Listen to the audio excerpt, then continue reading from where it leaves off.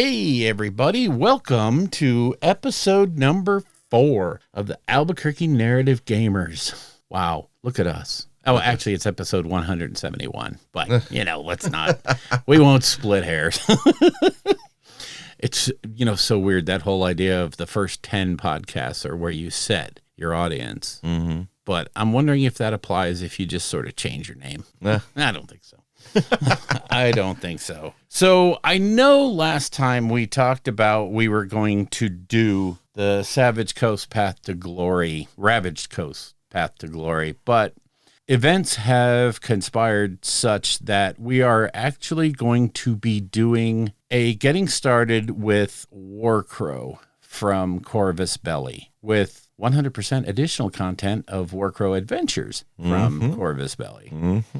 And the next show, we'll talk about why that took place, why this switch in coverage comes up. But it's interesting and it's fun and it's something new and cool for both of us. So, yeah, stay tuned. Yeah. I think you really like it, y'all. But Bill and I were able to sit down and really dive into Warcrow. I know we talked about it in the past, but we hadn't really sat down and just played the damn game. And we actually played through the entire starting scenario. We'll report that to you later on to get a feel for it. And I think we're both pretty jazzed about this game.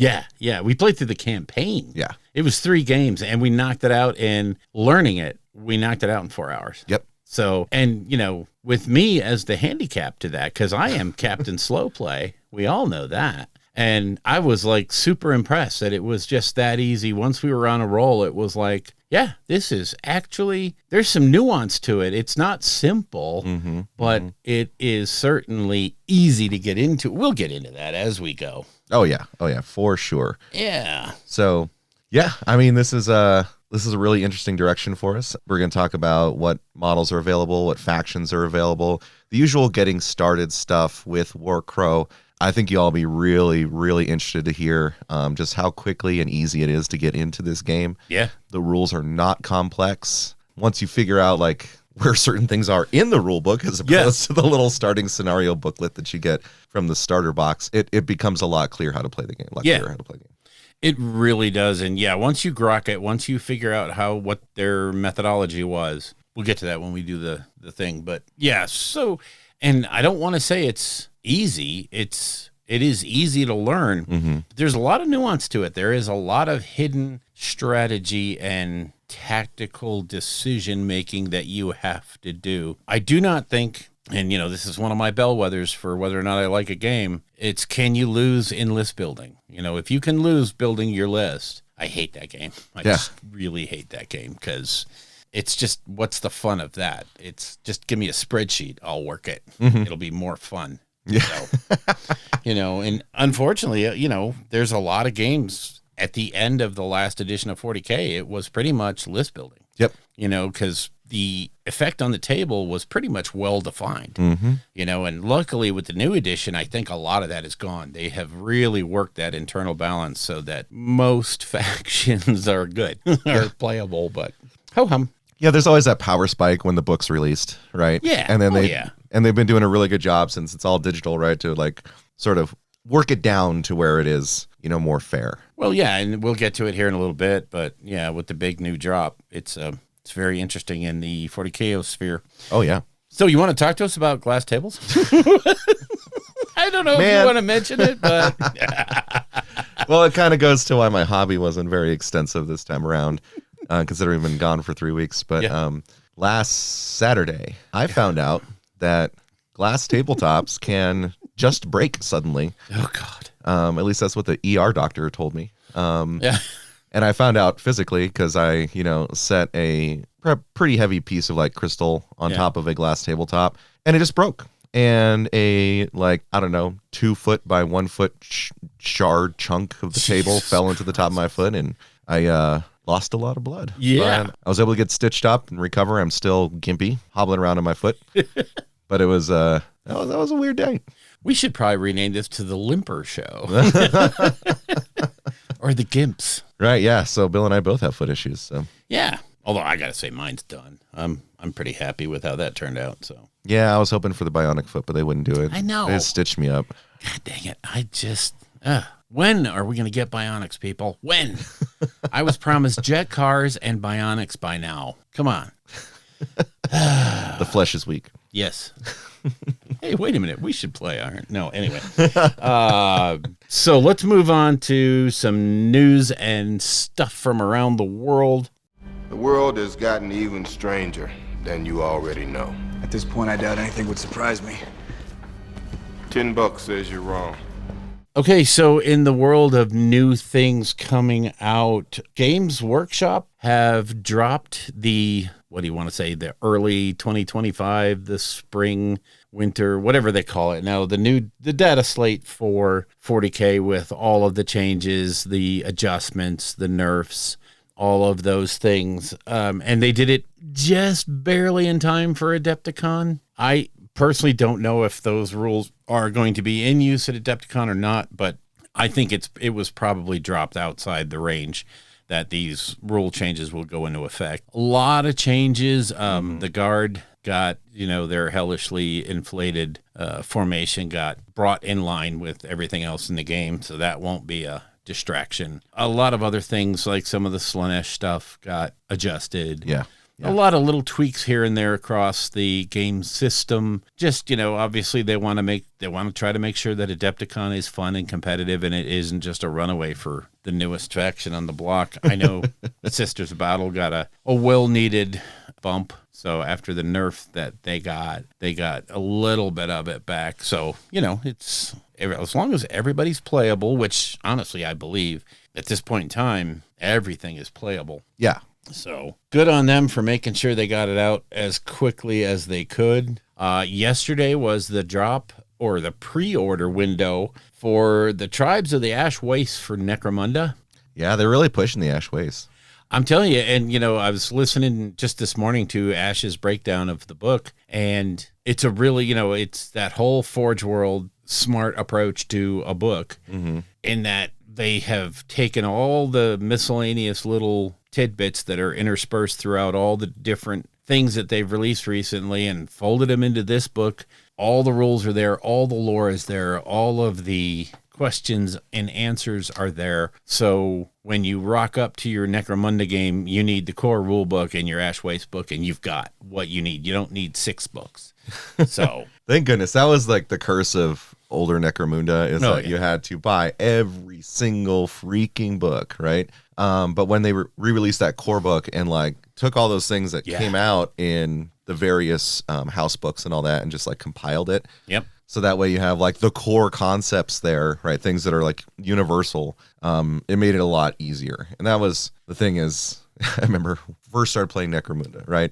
And Ed would bring in, he'd bring in his giant tub of terrain. Yeah. He'd bring in, his case with all of his models. And then he'd bring in like a suitcase for all the books. The books, right? Yes. But the fact that they've been able to like hone that down and boil it down to where you only need like 1-2 books to be able to play is great. And plus, that stuff is also available on digital. Like if you have, if you have an iPhone, it's on books. Yep. It's one of my favorite things to do for Necromunda, so I don't have to carry stuff around and I can search keywords and all that. Yeah.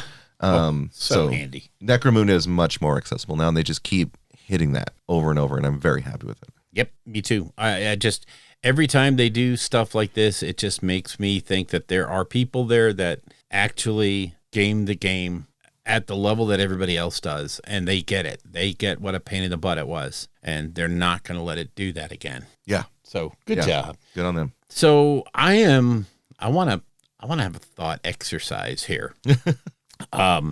In the first quarter of this year, GW has dropped so many box sets. Yep. So many big, impactful things. What are they going to release at Adepticon? What is the preview at Adepticon going to look like? Are they going to stay on this trajectory of shredding people's wallets? I mean, my God. Yeah, I mean, I imagine we'll see more announcements for Emperor's Children. More of like what the boxes are going to be, what you can purchase, that kind of stuff. Maybe we'll actually see what the the Blastmaster or whatever, the special unit for the Noise Marines is going to be. I think it's going to be really interesting to see what they say. There's been some rumblings in the Warhammer Old World stuff, like, are they going to release Cathay?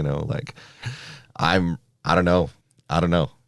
It's gonna be weird because there's so many game systems that could possibly be looking for big new releases.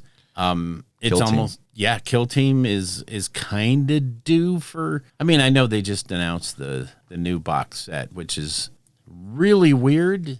The terrain that comes in that is that statue. Mm-hmm. It's a strange idea for Kill Team, but it's the kill teams that are in it are really, the confessors are weird. Mm-hmm. And I'm gonna pick up that box and just hear me out here. I'm not buying it for the terrain or the chaos models or even the confessor models, but all of those models are going to work in other either factions or games so well, it's ridiculous. So I think that box is going to be a real winner, but I think they need to talk about something else, or, you know, at least drop something new. I think Blood Bowl could use some sort of something. That would be interesting, right? If they did actually do something big for Blood Bowl. Not just like, hey, here's another team and you can go to Forge World for these special, star players. But like something like maybe a new box set, a new starter set. Yeah. Because that one's been out for what, like 4 years now? Yeah, it's been out a while. 4 years. Yeah. So it could be good to refresh. Yeah. I mean, they have such a built-in fan base. It'll sell. You know it will. God, maybe they're going to announce Mordheim. Oh my! I would lose my mind. Are you kidding me? I would lose my freaking mind. Just talking about that with Brian just the other night, and it was like the minute they drop Mordheim, you know damn well the pre-orders are going to wipe out whatever stock they have. Oh yeah. Oh yeah. And then from there on, the sustainability of any kind of Mordheim line is going to go absolutely bonkers, especially if you bake it in to where you can build your teams from the existing models. So, hey, if you want, you name it, you can do it. And especially, look at all the flexibility you would have now with Stormcast. Oh, yeah. And the different flavors. And, witch elves could be a thing on their own and just sell stuff for you. It'll be fun. The one thing I would be really excited for with the Mordheim reboot, terrain. Oh, God. Particularly for AOS, right? Buildings. Give me city buildings. Right? Because all this time we're starving for that stuff in AOS, and we look over at Lord of the Rings, which thank goodness it still exists, and they get just such amazing terrain kits, right? Like they have had banger after banger whenever they release terrain for Lord of the Rings. Yeah. But it comes to AOS, and they're like, I don't know, man, just like use some foam, I guess. Yeah. Or here's this thing that represents, I don't know, some Stormcast chapel. Oh, for God's sakes, it's the 8th one. Come on. We're tired of it. Because the Mordheim buildings, I imagine, would be much more like like towns and villages and things like that we would encounter within, the realms. Like, it's not going to be, you're not going to run into, hey, there's another Stormcast stronghold, and oh, here's another magic water fountain, right? Like, no, it's going to be like actual thatched roofs. Yeah. And, that kind of back alley stuff, right? Yeah, and, the different taverns and what have you that are going to exist in whatever city they put it in. I am worried that they're going to really try to emphasize the realms and make it go over the top. Yeah. And, I mean, I trust them to do, hopefully, the smart thing and make it a lot like the original with the realms flavors and, all of that stuff, but don't depart too far from what made that game so charming and such a lasting force. I mean, they've shown us what they can do with Necromunda. Oh, God, yes. Like as it's, we just talked about it 5 minutes ago. As it progresses, Necromunda becomes much more refined. It keeps the old spirit. Like, it hasn't changed the core mechanics of the game, other than adding like vehicles and stuff. But if we have that same kind of thoughtfulness going into Mordheim, then it's gonna be a banger. Yeah, don't give us some crazy half-baked warband construction setup or bespoke warbands, and that's all you can take. Give us that ability to customize everything, and you'll be amazed at what people will do. Oh, can't wait. So, yeah, me either. Another thing on GW before we move on from it, because I forgot to put this on the list, but Space Marine 3 is officially in production. That's what I heard. Yep. Yeah, okay. That's interesting to say the least. Is Space Marine a AAA title, or I mean, since release it has become AAA. Yes. I don't think it was intended.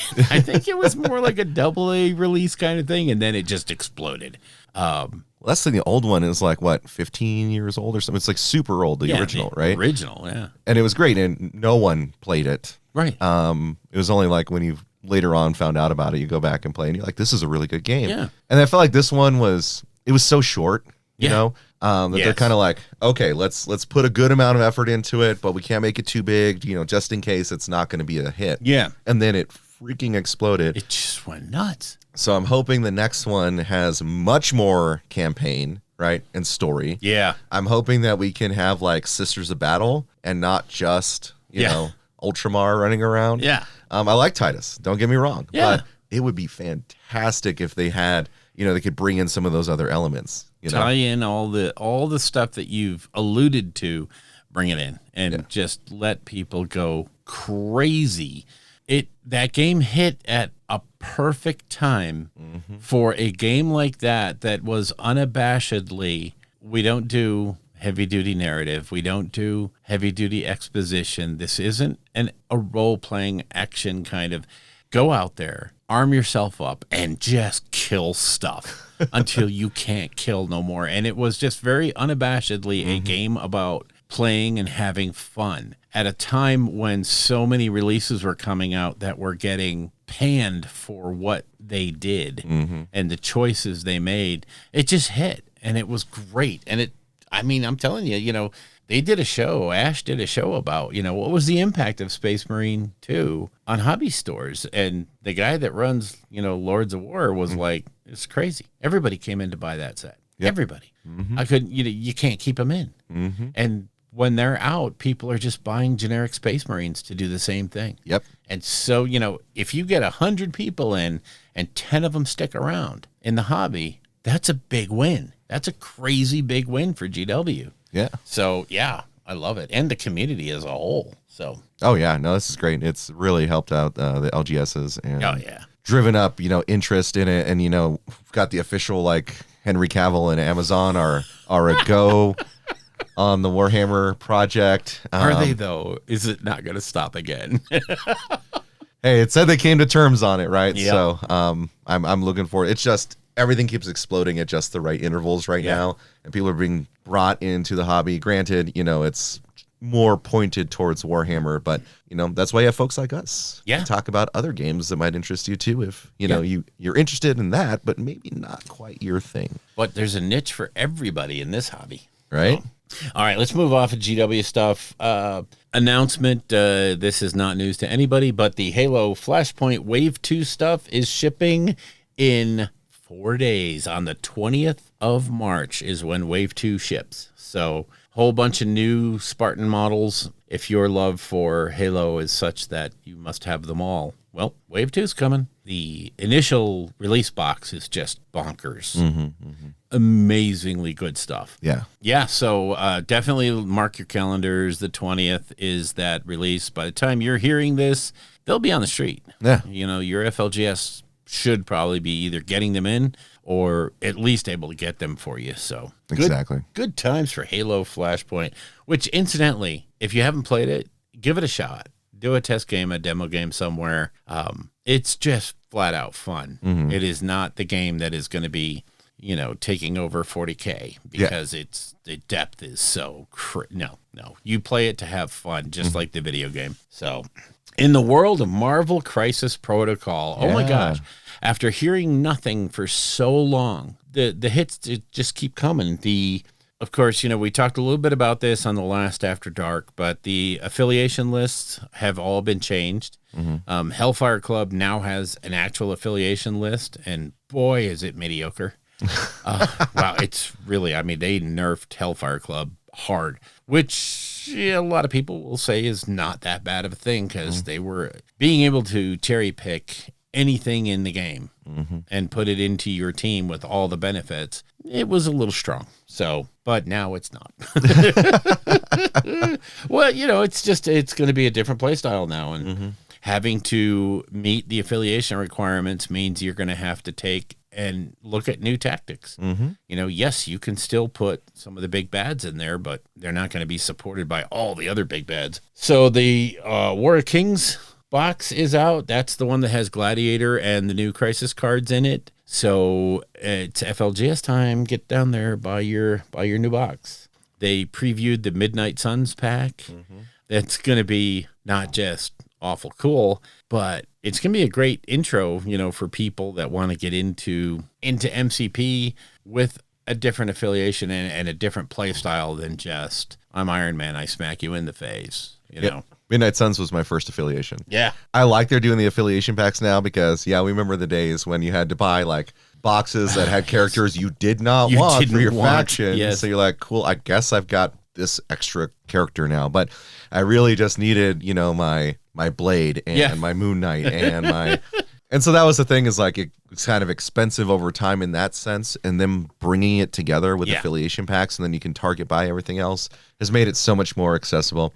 And Midnight Suns is just fun. Yeah. They're just a fun faction. They have a really quirky kind of leadership thing. It gives them such a neat little deal on the table that it can be so impactful, and you would not think that these little short moves, these little bumps would be that much. But in a game like MCP where positioning is so key and you have to play the Crisis, more and more it seems like the attrition teams are taking it in the shorts because it's just there's enough defensive tech out there that it's hard to do just wipe out teams. Yeah, I mean, Bump in the Night's a ridiculous ability in a game that's all about movement and positioning. Yeah, that's where you take these little dinky guys who aren't the mega heroes and stuff, and they can actually do some work. Yeah, they do what they're capable of, and I don't care how big you are. If I can push a size 3 character, chances are I'm pushing 90% of the game off objectives. Yep. And taking it for myself. Thank you very much. There's my point. Bye. Yeah. So I love it. I just love it. And there is a rumor going around. I don't know how substantive this is, that we may see the Fantastic Four at Adepticon. Oh, man. Which, if that is the case, I would have to imagine there's going to be a big time renaissance for MCP, which has really kind of, they're on the list. They're on the top 5 of games. But I think going so long as they did without really any major output, and then now all of a sudden getting this glut of new stuff, the Inhuman Royal Court is out, the new Crisis cards, the changes that they're making to sort of usher in this new wave of stuff. I'm hoping to see a renaissance for the game coming up. And if they announce Fantastic Four, oh yeah, there's going to be a lot of new fans playing. Oh, could you imagine? I mean, it's like good timing too, because the talk around Avengers Doomsday, right? The announcement of all the actors for the new Fantastic Four movie. Yep. It'd be a good time to do it, and God, bringing Doctor Doom in with the Fantastic Four. Who is he going to be our next like Apex level character? I imagine he would be, because Doctor Doom is yeah. I mean, he single-handedly ties up the Fantastic Four. Granted, they're not the brightest group of superheroes out there. Even though Reed Richards is like one of the smartest men alive. Super genius. Not really tactical, though. No. Yeah, and God, I feel like the cards almost write themselves, Thing is going to be very like hulky, rhino-y. Sure. Sue Storm is going to be the one that I think will be the interesting tech. Johnny's just going to go around and put Incinerate on people. He's and pyro, Mr. Fantastic himself is probably have insane range. It's going to be, he is going to either defy some of the basic rules of the game, or they're going to tone that down, but still give him a lot of range 5 pushes, pulls, whatever he could do. Yeah, it's going to be, how do you encapsulate that power? It's going to be, it'll be fun to see what they've done and how they capture it. I just don't know how they're going to do Doom, like in an appreciable way. Like, how do you make him not like God level? I mean, he'll have an ability that says for 4 power, he can push everybody long through buildings, whatever. It doesn't matter. And then he'll have a, for 6 power. You win the game? Yeah. If you are not dazed, I daze you. If you're not KO'd, I KO you. It's just, don't roll anything. Just don't. Okay, just take them off. It'd be interesting if they would go down the line where it's Doom who can actually handle the Infinity Stones. Yeah. You know? Because then he could be like a sort of foil for Thanos. Yeah. Which, I mean, I can't remember which comic line it was, but I mean, he kills Thanos. Right? Mm-hmm. And he can use the Infinity Gauntlet. I mean. Yeah. It's going to be interesting to even try to put him on the table. Again, I think he might be one of those kaijus that's just unbalanceable. Mm-hmm. But you could also use him as a foil in a crisis pack. Yeah. You know, and have him be his own minigame where he doesn't have to infect the environment, but he could be a great scenario to play. You know, he'll probably be a little bit like Dormammu in that sense, Yeah. where, yes, you can play him. He's going to be a high power level, but they're going to have this whole thing where you can get a group like raid on him. You know, that would be really freaking fun. Yep. And his ability to summon bots. Oh my God. I just don't know how they'll balance Doom. I just don't know how they'll do it. It'll be interesting to see. And, you know, I could see an affiliation of one. Mm-hmm. And, you know, maybe have two different cards. A lower power card that allows you to play Doom in teams, you know, in the game as normal. And then one where he is 14, 15, or 16, or 17, or 18, or 19, or 20, whatever the crisis is, he's that number of points. And he's by himself. And it's a game because he's tough. And, you know, I don't even pretend to understand how they put these characters together. But, man, they could have some fun with Dr. Doom. Yeah, like a powered down Doctor Doom that affiliates with a Fantastic Four.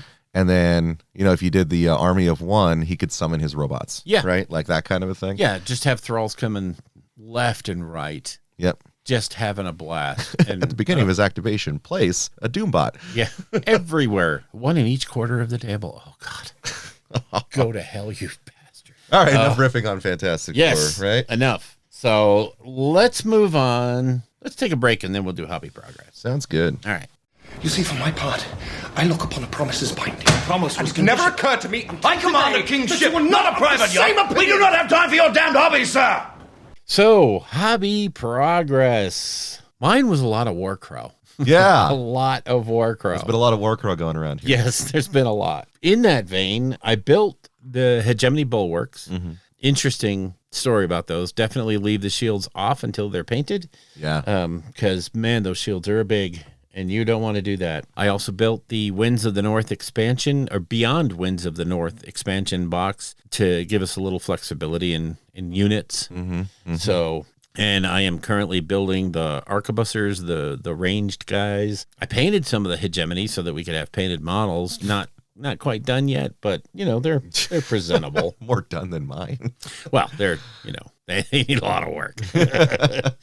But yeah, they're all right. They're all right. And for Battletech, it just got weird. Yeah. I got a box of mechs. It was just another one of those, just out of the blue, got a box of mechs.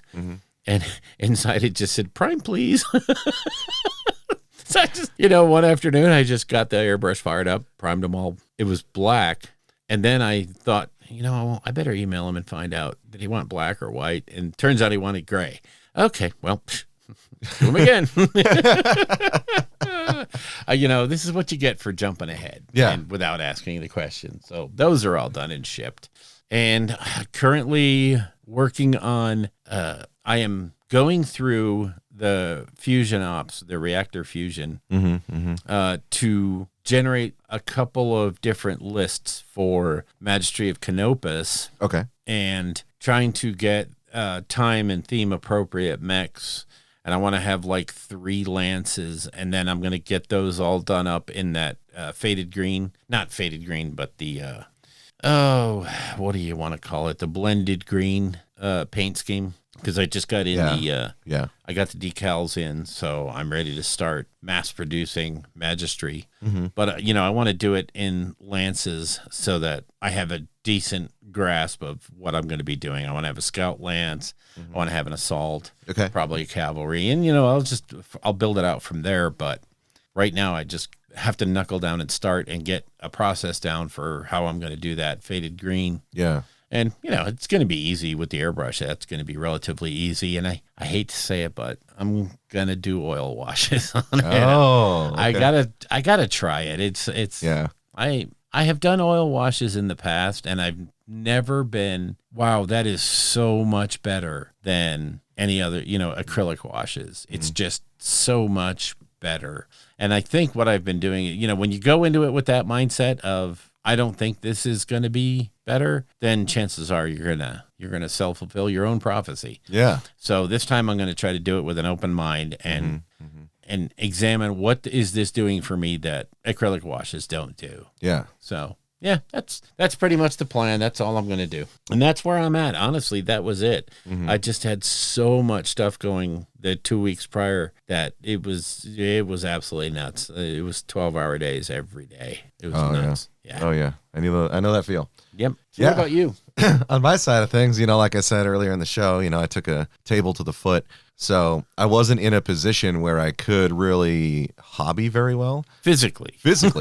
Like I had to lay down with my foot elevated above my heart for most of a week. Yeah. Right. And then hobble around where I could. So it's been a process. Now, when Bill and I first got, the Warcrow starter stuff, I was stoked about the hegemony, right? Bill was all about the Northern Tribes, right? And rightfully so. I mean, I feel like, aesthetically, they probably go into our respective niches a little bit more. So I had, built the hegemony. By the way, those models go together so beautifully. Oh, yeah. Especially compared to the Northern Tribes. So I had built them. And I had them on this little TV tray where I was going to, start, painting them. I'd already started prepping them for slap chop, so I'd, done the gray, the white, I was getting ready to, start working them on. And then someone in my family, they know who they are, decided one time to bump the TV tray. Whoopsie. Now you come to find that Siocast is kind of brittle. Kinda. And so two of my, I think it was one Bucklerman, my Herald, and it was two Bucklermen and a Herald. They fell off. The two Bucklermen detonated. Jesus.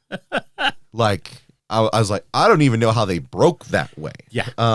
And, I'll complain a little bit about the Siocast here in a second, but I was like, what the crap? So, Bill and I, with the events that changed this to a Warcrow show, we're talking, I was like, well, I'm going to have to do Northern Tribes because I'm down 3 models. So we pivoted. Now, that said, like my foot's been elevated for so long. Friday morning, I woke up at 4:30 a.m. Jesus. Prepped and built the Northern Tribes models. I had to because the Northern Tribes models are from the starter box. Yes. Are not the best. So first off, way too much flash. Yeah. Some of the connection points were way too thick, particularly when it was like directly onto like the skin of the orcs. Yep. And the gaps on some of the models, particularly Albork, the leader. Oh God. Yeah, he was an adventure to put together. Yeah. He's the one I told you I had to cut. I had to cut that pen off completely in order to make it look right.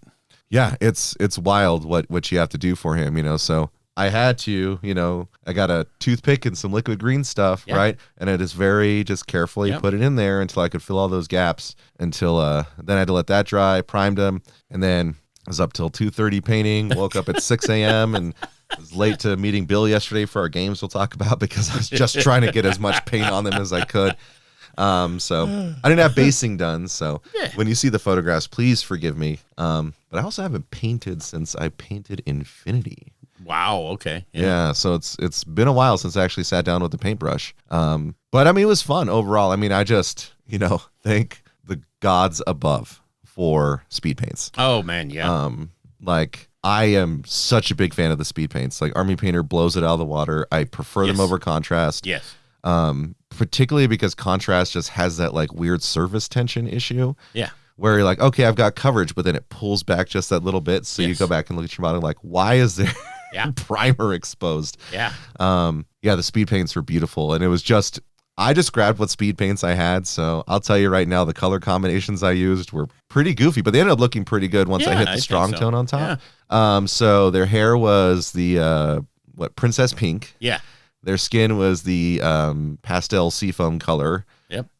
Their armor was the pastel lavender color. Okay. Yeah. Their boots, I did use a contrast on. It was the dark purple. Oh yeah. Nagaroth or whatever it is.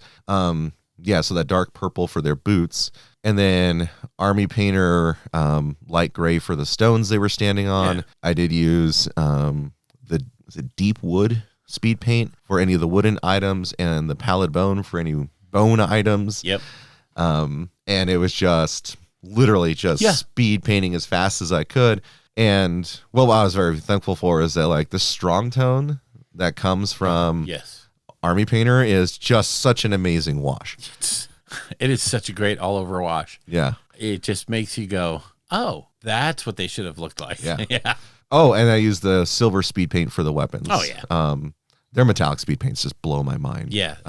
They're better than their metallic range. Really. Yeah. 100%. Yep. 100%. The coverage is amazing. It goes on so quick. Like, it's just one of the cleanest metallics, you know, that I've seen, and I will continue to use them over other metallics unless I want to try and get fancy in the future. So I didn't get basing done on the models because I got, you know, the wash on them, and then I zipped over, and Bill and I played some games. Yeah.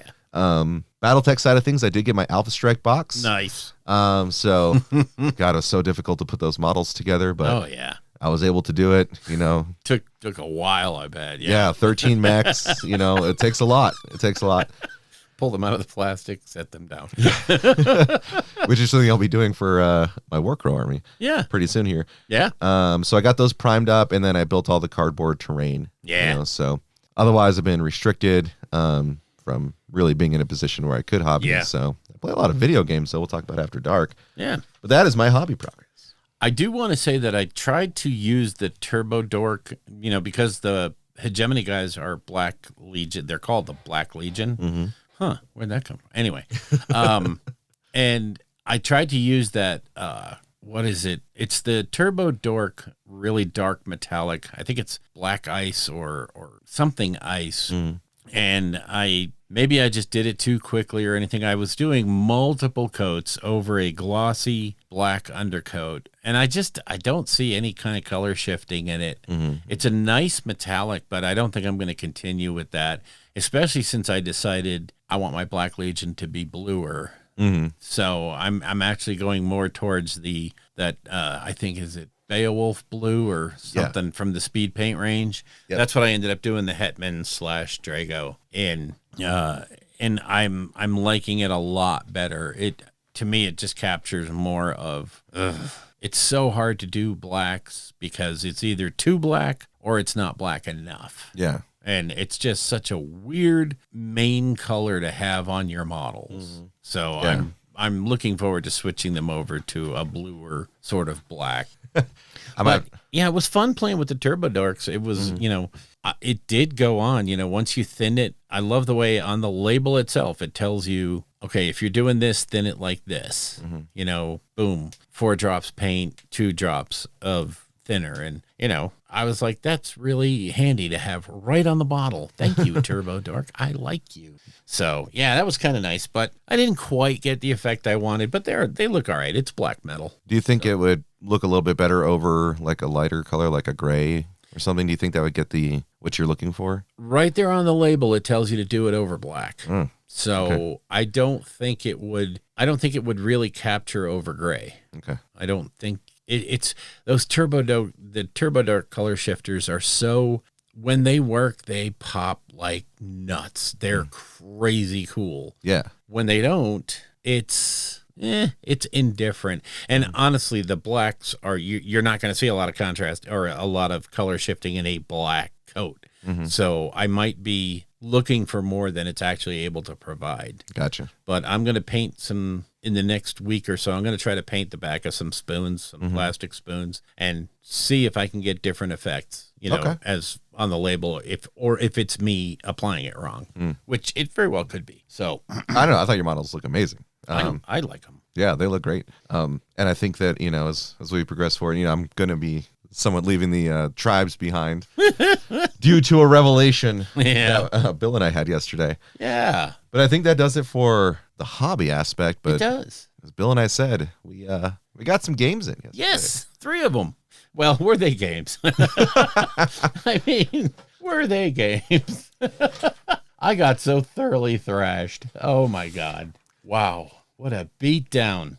So what we did was we played the Winds of the North campaign from the Winds of the North starter box and just played it flat out.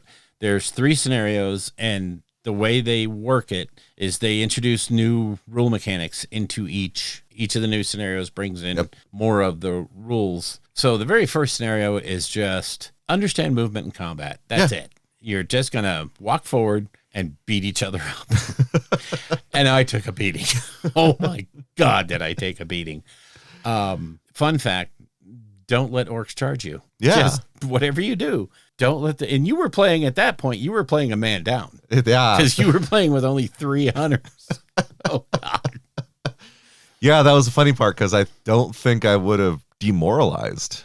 No. Yeah, so I will get more into the mechanics later on, but the first scenario, there are 3 objectives, right? There's one, right outside each player's deployment zone. Yep. And then there's one in the center. Now, one thing you have to understand is that Warcrow is a narrative-based game. Yes. It is meant to have a story, and that was what's so great about this introductory campaign, because what you do in each scenario will affect the upcoming scenario. And as we found, in a big way, yeah. It was a domino effect for me. It was a domino effect for me because I was able to secure the Canoptic Jar at the very beginning, or at the end of the first scenario. Yes. Which gave me a special event piece in the second scenario, which then parlayed to a event piece in the third scenario. Right? Yes. So it's very interesting how that kind of operates. But yeah, first one's beat face. You earn military points or arcane points. Yep. You earn arcane points by interacting with what would be the arcane objective, which is the Canoptic Jar in the middle. Canoptic Jar, Yeah.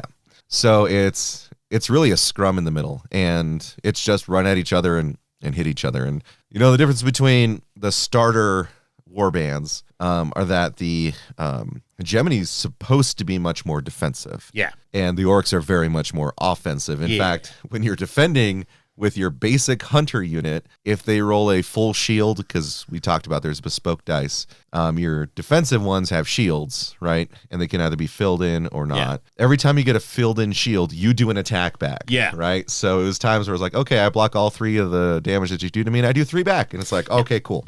And it's very interesting in Warcrow, and we'll get to it as we go into it, but every combat, both sides have the ability to take damage. Yep. Or, even on defense, you could potentially be doing damage to your opponent. So these face-to-face rolls, it's a lot like Infinity and some of its mechanics. Mm-hmm. Combat is never just, I roll to attack you, you roll to save. It's over. No, it's a very interactive type of combat, which is a lot of fun, unless you're the bucklermen who are taking orcs in the face.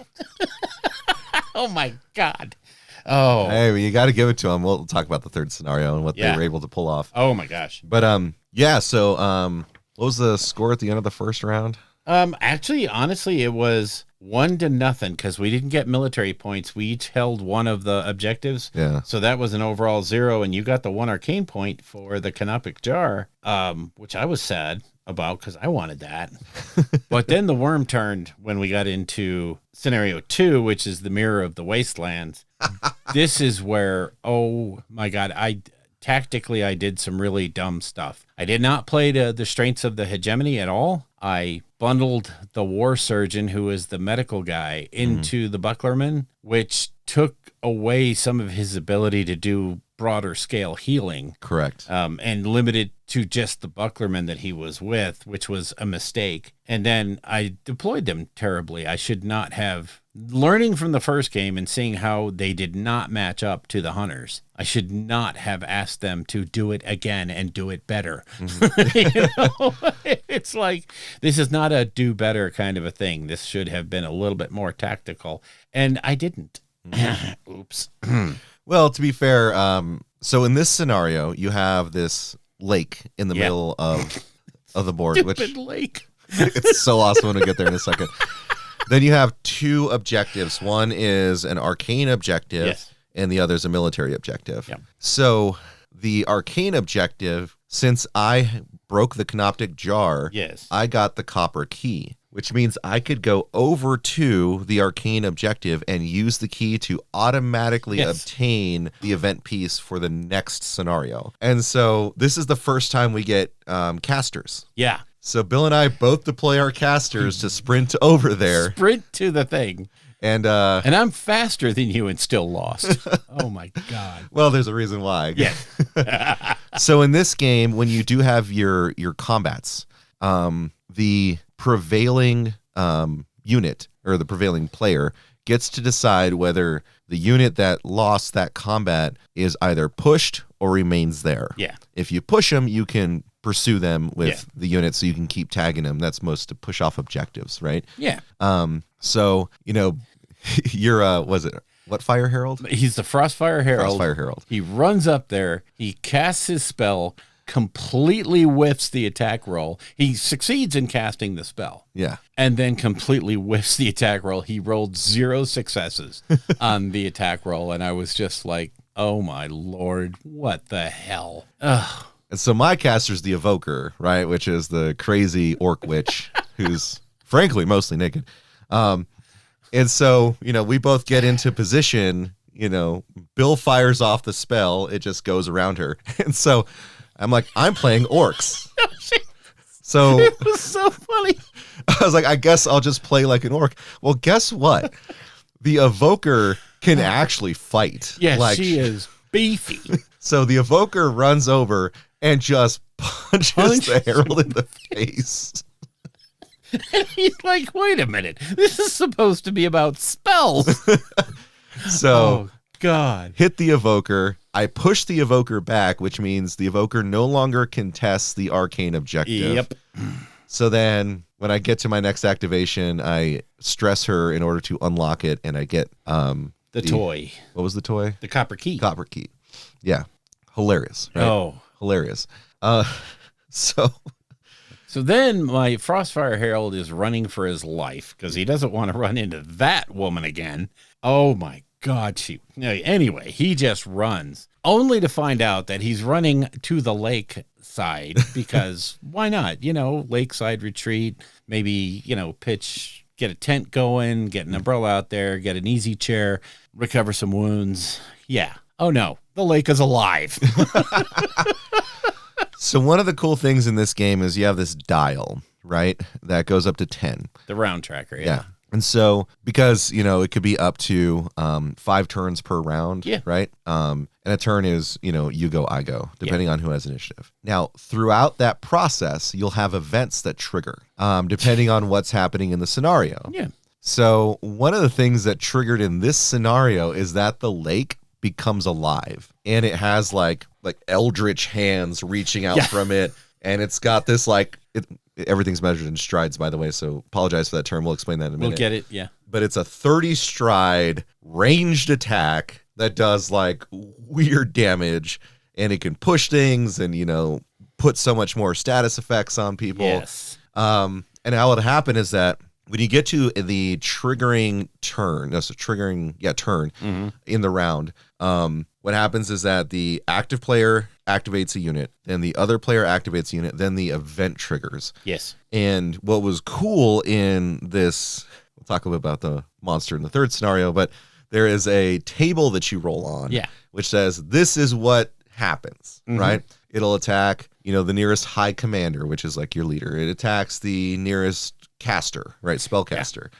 So it shot the Herald with its first activation. It was like, oh yeah, that one, we want that one. Yeah, we'll eat him. Oh my God. And it ate him. I mean, it literally one roll wiped him out, just said good night. So yeah, he went from it was a bad day for him. I just got bitch slapped by an orc. And then I run to the lake and the lake eats me. Oh God, that's it. Now, on the military side of things, we essentially deployed, so we had a scrum going on over there, right? So, that's where I deployed my high command. Bill deployed his. Yep. I included my wise main, which is, a support character unit in my hunters, which has just really good abilities to boost the hunters.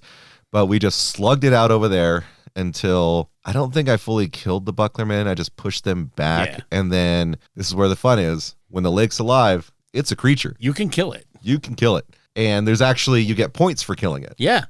So I'm playing orcs. What do I do? You That's kill right. the lake. I charged the lake and I killed the lake. You killed the lake.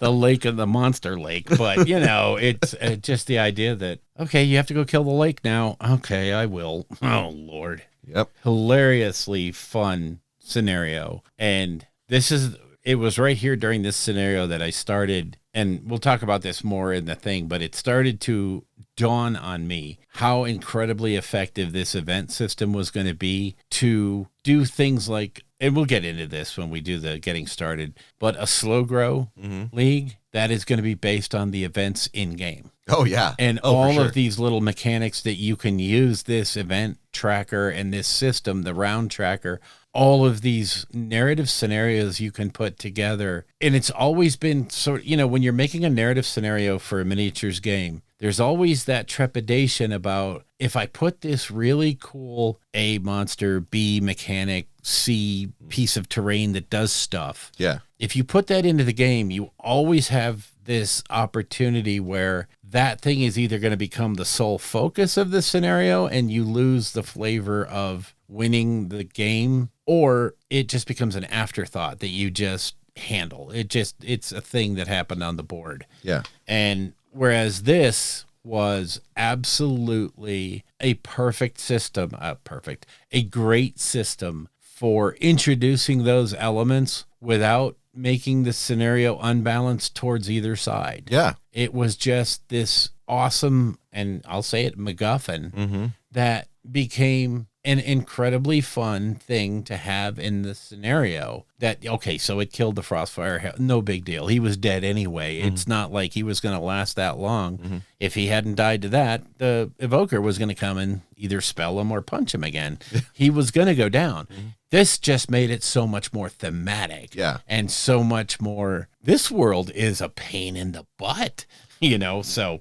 Yeah, just that at the end of that one, this is where the worm turned. I got 1 military point, yay. And you got 4 military points and 2 arcane points. So at this point, we're looking at 7-1. It gets worse. I will say, though, real quick, as a side note, one of the things that I could see a lot of people who are really getting into this, if you got those really, really skilled folks who can make the STLs for 3D printing. Gosh, yes. So like when, the arms or the hands of the lake come about, if you have an overlay that you could print. The Watcher in the water from Middle Earth would have been perfect. Oh, yeah. That would have been great. That would have been, because it's got the tentacles and that would have been the perfect model for that. Yeah, I think there's a lot of fun work that could be done. The terrain that comes in the box is all like cardboard. Yeah, it's 2D. Yeah, it's Corvus Belli 2D terrain. It gets you playing. Yep. But you're gonna want more. And what you can do with these like events is so cool. Oh gosh. And how it like adds randomness, because that's a narrative aspect, right? It's not just, okay, we built our best list and let's go slug it out, on top of the bespoke dice, on top of the randomness of events. I think it just makes for such a fun narrative campaign. Yeah, completely. Game. It's one of those games where I'm getting thrashed completely and totally, and yet I'm into it every step along the way because it's just fun and it's telling a great story. And it didn't matter that, oh, you're slightly outclassed by the orc hunters. Okay, that's what you play into. Yeah. That's what you go for and understand and just have fun with. Yep. Let's take a quick break, and then we'll get into the final scenario where all things come to pass. All right, so we've had breakfast, and I can now face the disappointment of Scenario 3 with a full belly. Scenario 3 was a bit back and forth. Scenario 3 was kind of fun because it pretty much ties the whole thing together. You have your command points. You have all your stuff. Yep. You still can't join the leaders to units, which is kind of a pain in the butt, but, it's okay. It's all good. And this was the one where, everything's going to come to a head. Yeah. And not going to spoil the narrative exact of the campaign, but you're basically trying to unlock the key. You have, by this point, you now have all of the things that you need to open the door that is going to lead to the end of the scenario. Yeah. It's easier for the person that has the copper key because it's pretty much auto. So, but it's, again, anybody can do it. It does not matter. End of game scoring on this one was kind of different. It was more, I think, reflective of a full game of Warcrow. However, I deployed so poorly in this game that I set myself on the back foot from the very outset. And, it didn't dawn on me until I was, half a turn in and went, oh, Jesus Christ, why did I do it that way? That was so dumb. But again, my mind was wandering about how to put together different narrative campaigns. Yeah. And I was like, okay, yeah. But anyway, so this one was one of those weird ones where there was woods right in the middle. And in the center of the woods was the door that would unlock and open and be the culmination of the campaign. And then each person is allowed to place another set of woods, which we basically decided, well, I'm going to put it on the approach to the woods. Yeah. And interesting deployment in that you deployed on the edges anywhere on your side of the board. So no more of this 5-stride deployment area. It was anywhere along the edge. However, your spellcaster could go anywhere on the board on your side. So obviously it was another race. Yeah. A race I was not prepared to run because A, the evoker would punch me again. And B, there was fog in this one. Now, when we get to the getting started, we'll talk about the fog. But Oh, yeah. the fog is particularly nasty for spellcasters because it adds tinge. Tinge is a mechanic that makes it harder and harder to cast spells. And if you get enough of it, you just turn into you turn into one of Josh's guys. Yeah. So, yeah, it's not something you want to build up a lot of. We'll cover it when we cover the mechanics of the game. But basically, it turns out that you had to just sort of, the two spellcasters had to wait until the fog did its thing before they could run to the door. Again, this is a mechanic you're not going to see. In another game, it's going to tell you can't interact with the door on turn 1. That's it. That's what they're going to say. In this game, there's no need to say that. You're going to look at the way the mechanics work. You're going to look at the round tracker and go, if I run up there right now, that thing will slap me in the face. And they leave it to you to make the mistake. You can run to the door on turn 1. Yeah. And, who knows? Maybe you roll really, really well. You get the door open, you get the cool piece, and the fog doesn't send you into next week. Yep. So, but do you take that chance? No, not with 2 wounds. So, and again, it's the game is kind of split up into the fight of the 2 mages and the big scrum on the other side of the board. We chose the right side as I looked at it. And then there was the random event monster that ate my mage. Now, before we get into the details on that, one fun thing that you have to know, and this is probably what contributed to Bill and I probably not finishing in about 3 hours, is that in the instruction booklet, in the starter box, the Mornmab, which is the monster that we're talking about, is only printed in Spanish. And so we had to kind of go through and do a little Google Translate on it to figure out just exactly what it did. We finally figured out, like, okay, we roll on this table. If we get this, it attacks the highest health within 18. If it gets this, it attacks the highest tinge within 18, right? But that was a funny little happenstance, And I get it, where Corvus Belli originates from and all that. But, like, we go through the entire book, right? Everything's fine. You get to the monster at the very end, and it's all in Spanish. It's all in Spanish. Yeah. Be wary of that. We'll talk more about what the Mornmab's stats actually are in the game. Yeah. But so as soon as one of the spellcasters unlocks the door, they get the Heart of Winter, right? And that is like the whole goal of the campaign, right? Is to get this thing. Yes. And to make sure that you control it at the end of the round. Yep. But once you unlock the Heart of Winter, then it unleashes the Mornmab, which is a member of the Scions of Yaldabaoth, which is, it's just a living flesh, like crafted being, monstrous in size. And he's a bad boy. Yeah, he's mean. And that deploys in a light forest. And since I open the door, I get to deploy it. Yeah. And Bill's poor little Harold was right next to a light forest. So the Mornmab has showed up in that forest. And one thing I want to say about, the Mornmab is this really big, nasty, horrible monster. He doesn't have these amazingly good attacks, but he does throw out a lot of effects, and he's got this amazing defense. Well, at a certain point, the fog attacked this guy with his amazing amount of defense that he has, and he completely whiffed the roll. And he took 3 points of damage from the fog. Just the fog. Yeah. So we're gonna play into that when we talk about the bespoke dice and all that stuff with the game and why they're there. And they're not there just to generate, an extra $30 from each player. That's not why they're there. They're there for a very specific design reason. Same thing with like Star Wars Legion and all. Yeah. But yeah, the Morn Mab was awesome. He ate the Herald. Then we started fighting over on the other side. It was a little better of a fight this time. The Bucklermen actually stood their ground. They did some damage. They gave out some wounds. So yeah, they were fighting up against Alborg, who's the leader of the northern tribes. And it was a pretty decent scrum. I mean, I think back and forth. The first time the Bucklermen unleashed their salvo on him, it was just, 1 damage, got through. Yeah. Then I think he took out like 1 of the Bucklermen. Yeah. And then they launched back and had 3 wounds against him. Meanwhile, the Evoker, after having opened the door, is running away over near Big Papa. And then at one point, I hit the Bucklerman and push him back. And then Drago charges... No. I push them back and then I follow up, I think. Yeah. But then the Bucklermen take down Alborg. Yeah. Right? Then Drago goes after the Evoker, kills her. And then Mornmab activates again. Yeah. And this time, the closest, it went for the highest health unit within 18, which was my unit of hunters. With the Wrathmane. That was a bad choice, Mr. Mornmap. So, like I said earlier, the hunters on their defense, if they get a solid shield, they do an attack back, right? So the Mornmab charges the hunters, does 0 damage, and takes 4 damage back, killing it. Yeah. Now, that is a command ability, so you're not going to be popping that off every turn, but that is super strong when you're facing something like a monster like him. Oh, it's just automatic for their defense. Is it? I thought that was the command ability. No, the command ability is the Wisemane. I can use a command ability to fix one of my dice. Oh, right. Okay, my bad. Shut up, Bill. Okay.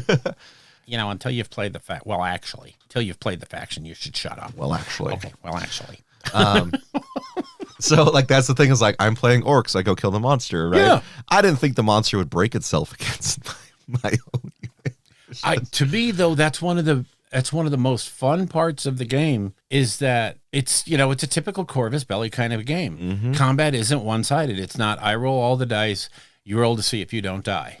No, it's this back and forth. They call them face-to-face rolls for a reason because you're engaged. You're going to give as good as you get, and combat is a two-way street.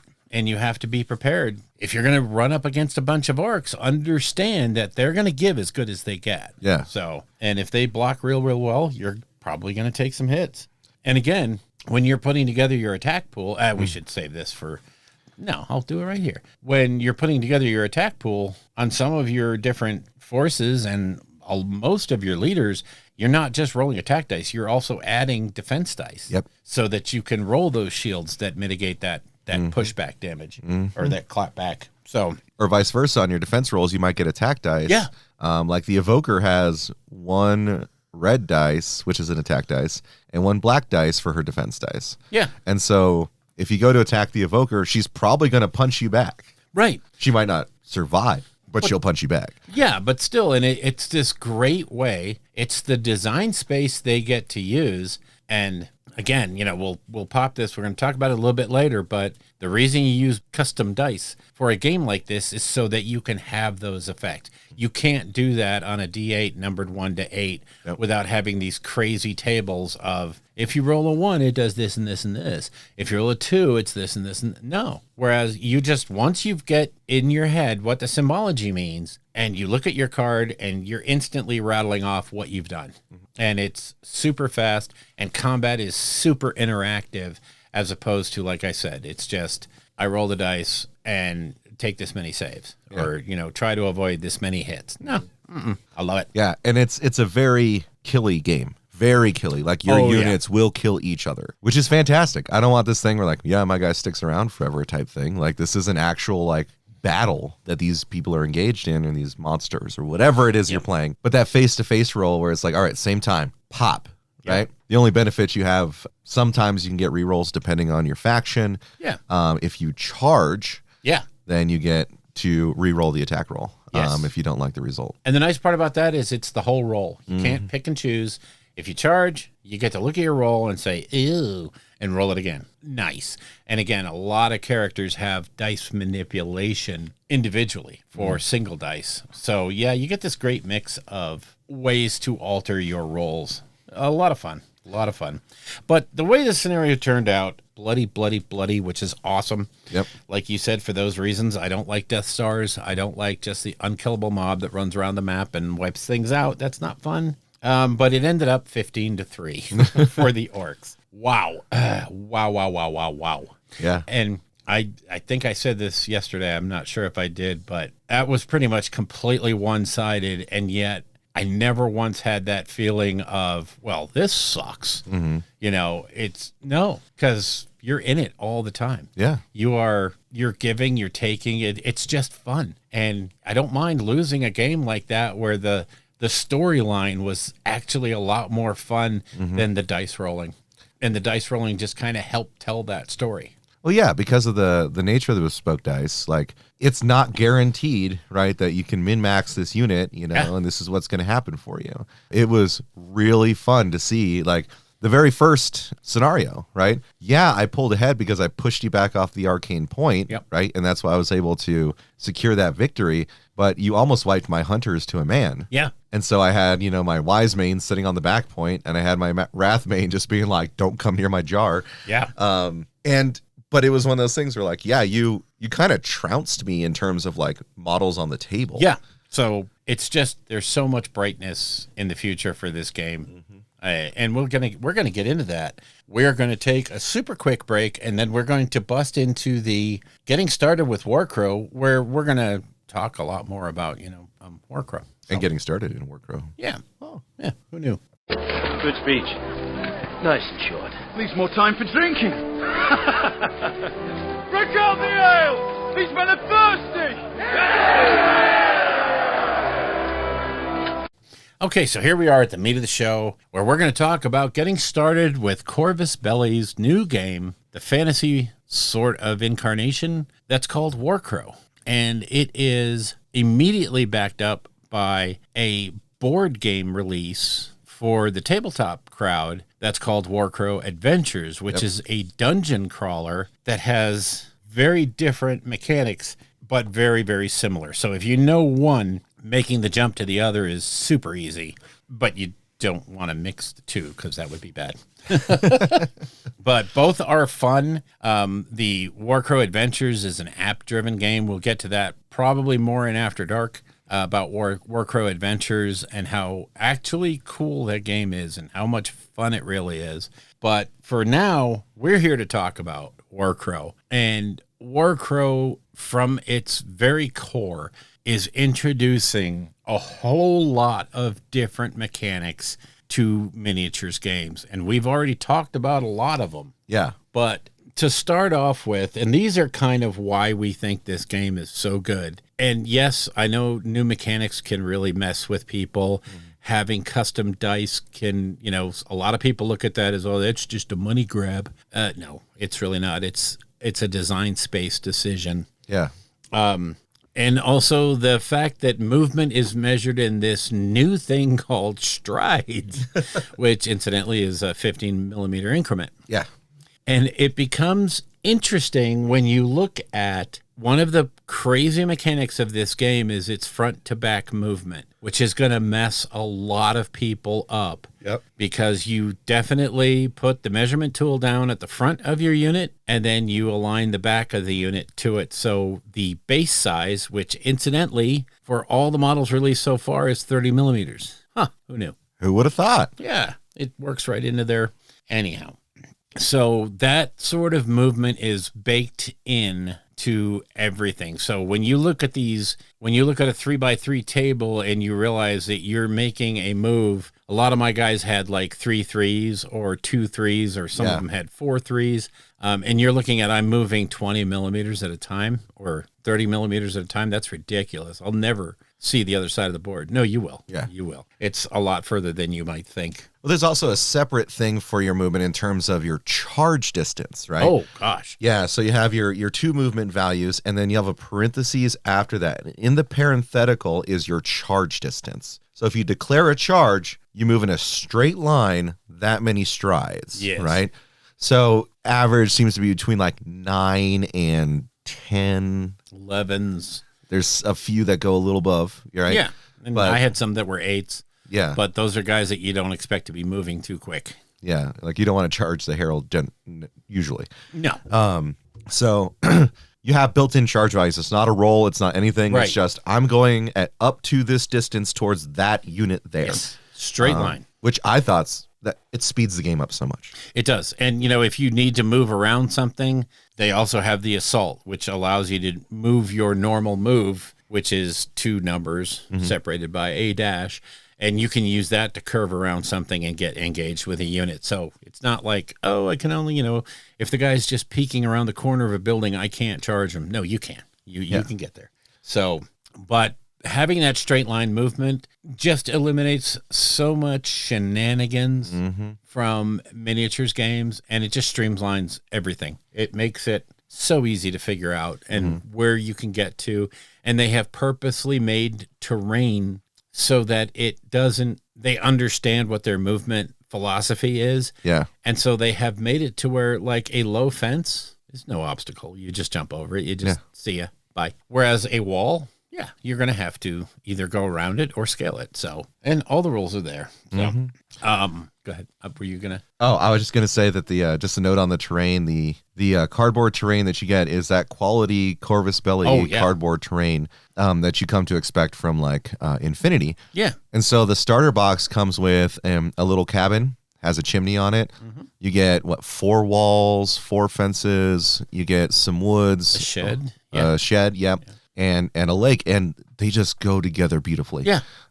Solid. So that way it's not just flopping around everywhere.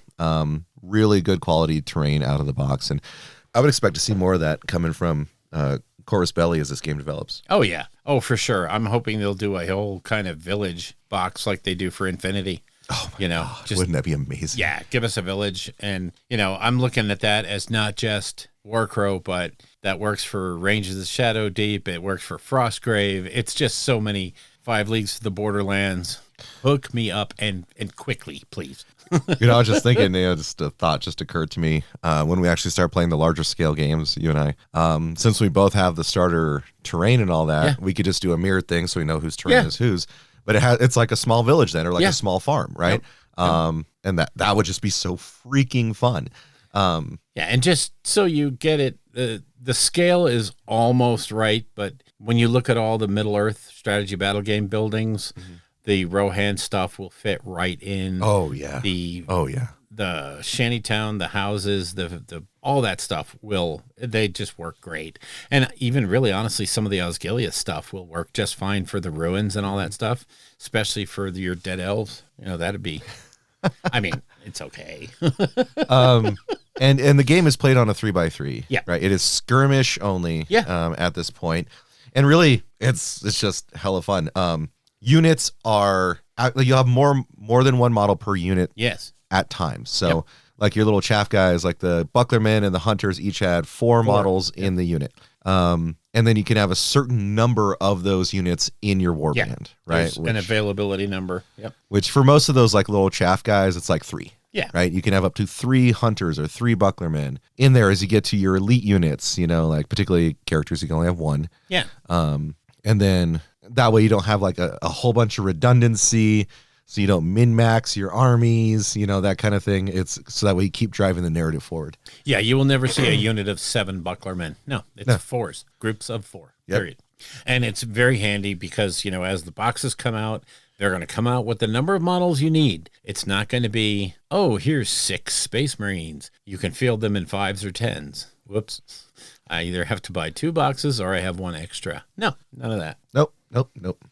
So another mechanic that's really cool in this game is the round tracker. Oh, yeah. Which is, it's a really, it's a very simple concept, and other games have implemented it. I don't think as smoothly as they did here. because it is it's just a circle tracker with 10 spaces, and it allows you to do everything. You will track on that round tracker not just what current round you're playing, but if you have a spell that has a duration of 3 rounds, boom, you're just going to put the spell marker on your spellcaster's card so you know not to do another duration spell, and you're going to put the end of it on the round tracker so you know exactly when it goes off. There's going to be none of this, oh, when did I cast that? I don't remember. Well, no, it's right there. Yeah. We know. And it's the same thing. You're going to be able to put the event markers on the different spaces so you'll know when to resolve those. Mm-hmm. When your unit gets demoralized and it's not able to rally for 2 turns, very brutal, very hardcore mechanic in the game. When you're demoralized, you're feeling poopy. And unit might as well not exist. Yeah, exactly. You're just cannon fodder for anybody that wants to beat you up more. But then when it's your turn and your counter comes up, you can start to rally. You can start to try to bring them back. And the flip side of that is that gives you a turn or 2 to get the right people into range of that unit so that they can rally. So, yeah, very nice thing. The round tracker is just a super handy mechanic that not only keeps track of where you're at in the game turn-wise, but also allows you to put so many things that you would normally either forget or would become an argument. It's right there. It's in black and white. It's right. The counter is right there. Yeah, I really liked it too, because as you trigger certain events, right? Because it's not like, okay, we're playing this scenario, so we're just going to put all the events on the tracker, right? No, you're going to do things narratively in game that will trigger events that can happen the next turn, the next round, like so many things. And it was so fun to see those start popping off. And it just sort of, you need to really focus on the tracker, to make sure that you're doing the right sort of record keeping. But it wasn't complex. It's not like, you're trying to do Excel spreadsheets or something like that. It flows super well. And it's, like Huppo said, it keeps you from having to write a whole bunch of notes down on paper of, okay, this spell goes off then, and then in 2 turns we have to worry about this guy coming onto the board. No, it's all right there. Super easy. Very handy little thing. One of the things we've already covered, movement is very cool in this game. It's very different, and read those rules. But it's kind of interesting how they have eliminated, there's no base size advantage anymore. Because your base size is baked into your movement now. And so having something on a huge base, okay, great. But you might see them only with a move of 1 or 2 because of that base size. However, they're still covering across the board like you would expect them to do. Very, very fun. Very fun. And of course, by separating your movement value into 2 different numbers, they have that ability to reflect if you're slowed, if you're mired, if you are in some way inhibited from movement. Boom, you only get to use one of those numbers, the first one. So quick way of making a mechanic very obvious and almost to the point to where you don't have to think about it. But when you really delve into it, it's a very cool design space to have. During normal movement, you might have like a 3-2 movement. You can use either one of those as your first move. You can go 2 and then 3, or 3 and then 2. However, if you're slowed, you can only move the first number. So if you're a 2, it's much, much different than if you're a 3. So, and it shows when the elf is running, his first number is a 4. So he is going to be quick off the gate. Even if he's slowed, he's going to have a decent move. It's just like Infinity. You've seen it in Infinity before. We're talking about all these numbers and values and things like that. You have cards that are associated with your unit. Those cards will specifically tell you what you have here. And so when you get the starter stuff, it'll go through it. But, you got your point value. You have a picture of the unit. It'll show your move, wounds, your willpower roll, your morale, and the availability, which again, availability is how many of those units you can have in a warband in a given game. You'll have your attack and defense values. You'll have what they call switches, which are if you roll like a double solid exclamation point or a hollow success, will it have a certain effect on your attack or your defense. Then spellcasters will have 1 or more spells that they can roll to cast using their willpower, which they roll against the tinge. So we talked about the tinge that'll come up in the narrative here in a minute, in reference to the fog. but it's sort of like this sort of eldritch corruption Yes.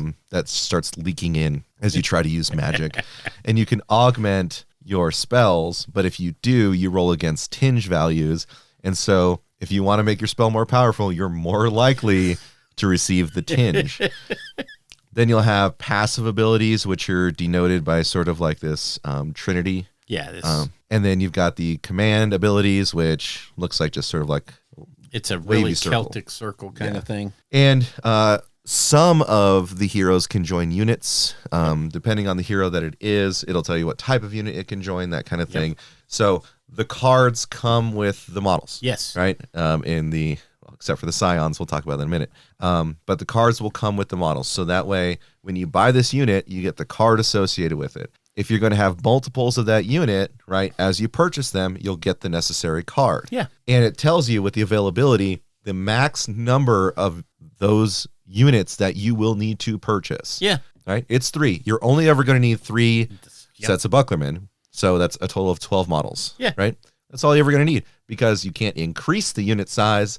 You can only have that many units with that many models in it. So that I just want to make sure we have that background so you all understand where we're getting these values from. And the cards make it so much easier to play the game. It's awesome. And I think the card layout is really, really nice. It could be better in a couple of ways. The cards that came with the basic game, for instance, don't show what the unit size is. Yeah. So when you assume that you got 4 bucklermen in the box, so a unit must be 4 since there's not 2 cards, but that's not completely obvious. In all of the other packs that are coming out, right there in the bottom left corner of the card is how many models are in that unit. That way you know at a glance what you should be fielding. So yeah, it's a really nice card mechanic for the game. I have an issue with the card size because it was very hard to find sleeves for it, but they're out there. So it's just. Where'd you find those? I actually had to I measured the card and then I went to Amazon to find sleeves that would fit. Okay.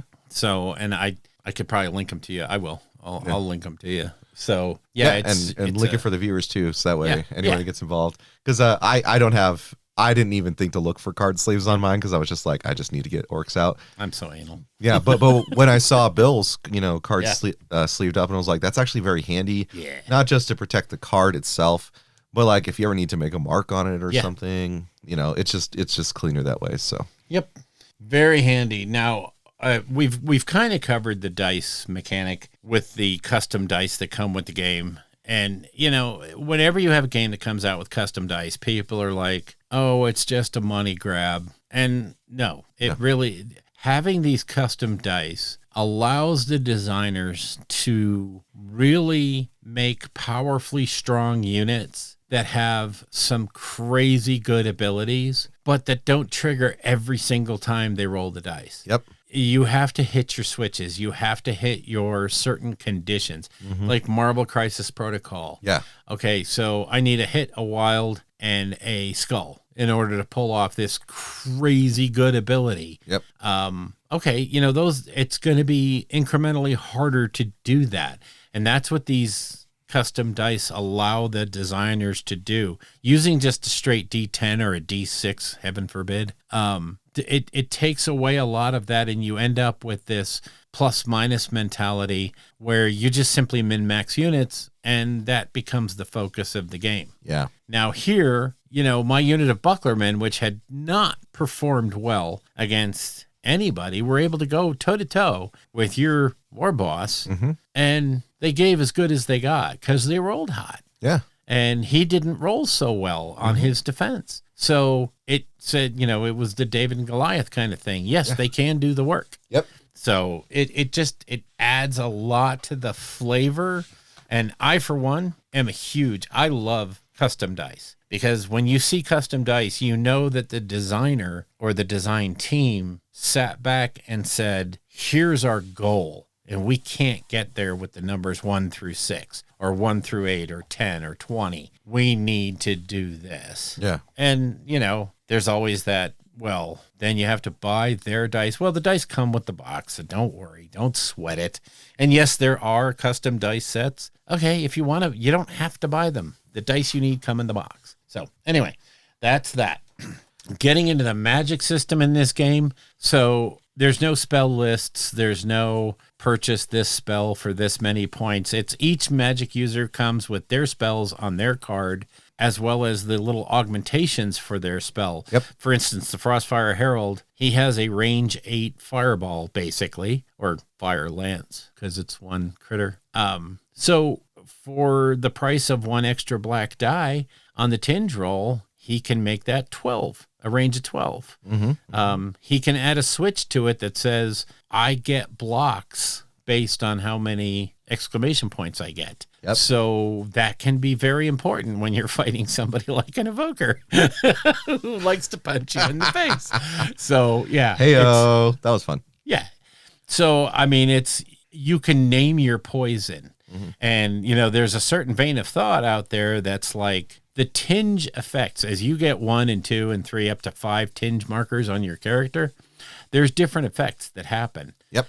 And like at 5, if you fail your willpower roll, you literally explode. And everyone within range of you takes damage from your explosion. So, but like at 4, you become intimidating. You are so covered with tinge that people recoil from you in fear. Yeah. Your unit becomes intimidating, which is like a bonus. Yeah. And it's a buff. And there are people that are like, well, why not just get the 4 tinge right away? Yep. Well, okay. It's a vein of thought, sure. Yeah. Because you're on the precipice of exploding, which may not be a bad thing. No, and depending on literally you get to 4 tinge. You become intimidating. You realize that your life, I don't care how many hit points you have, your life is hanging by a thread. You just run it in charge. Yeah. And you literally tie up as many enemy units as you can and hope you blow up next turn. Yeah. And laugh, because I think it'll be funny. So it's just another one of those neat things where they're able to bake the magic system into the seriously regular core mechanic of the game and have a lot of fun with it. And just the stories, I think that you're going to be able to tell from the magic system. Oh, yeah. Are going to be a blast. Now, one thing to keep in mind is that, so the starter set is the Winds from the North, right? So you get 7 models for each of the factions. Yes. Which is the hegemony and the northern tribes. Yep. You're going to get the introductory booklet, which has a primer on the instructions. You're going to get a full set of the dice. You're going to get all the markers that you need for the game. You're going to get your round tracker. You're going to get the terrain and the fold out map for the introductory scenarios, right? You're getting a lot. Right. And so if you're going in and you're like, hey, I'm going to start with the starter, you don't really need to worry about like, oh, extra here, extra there. No. Right.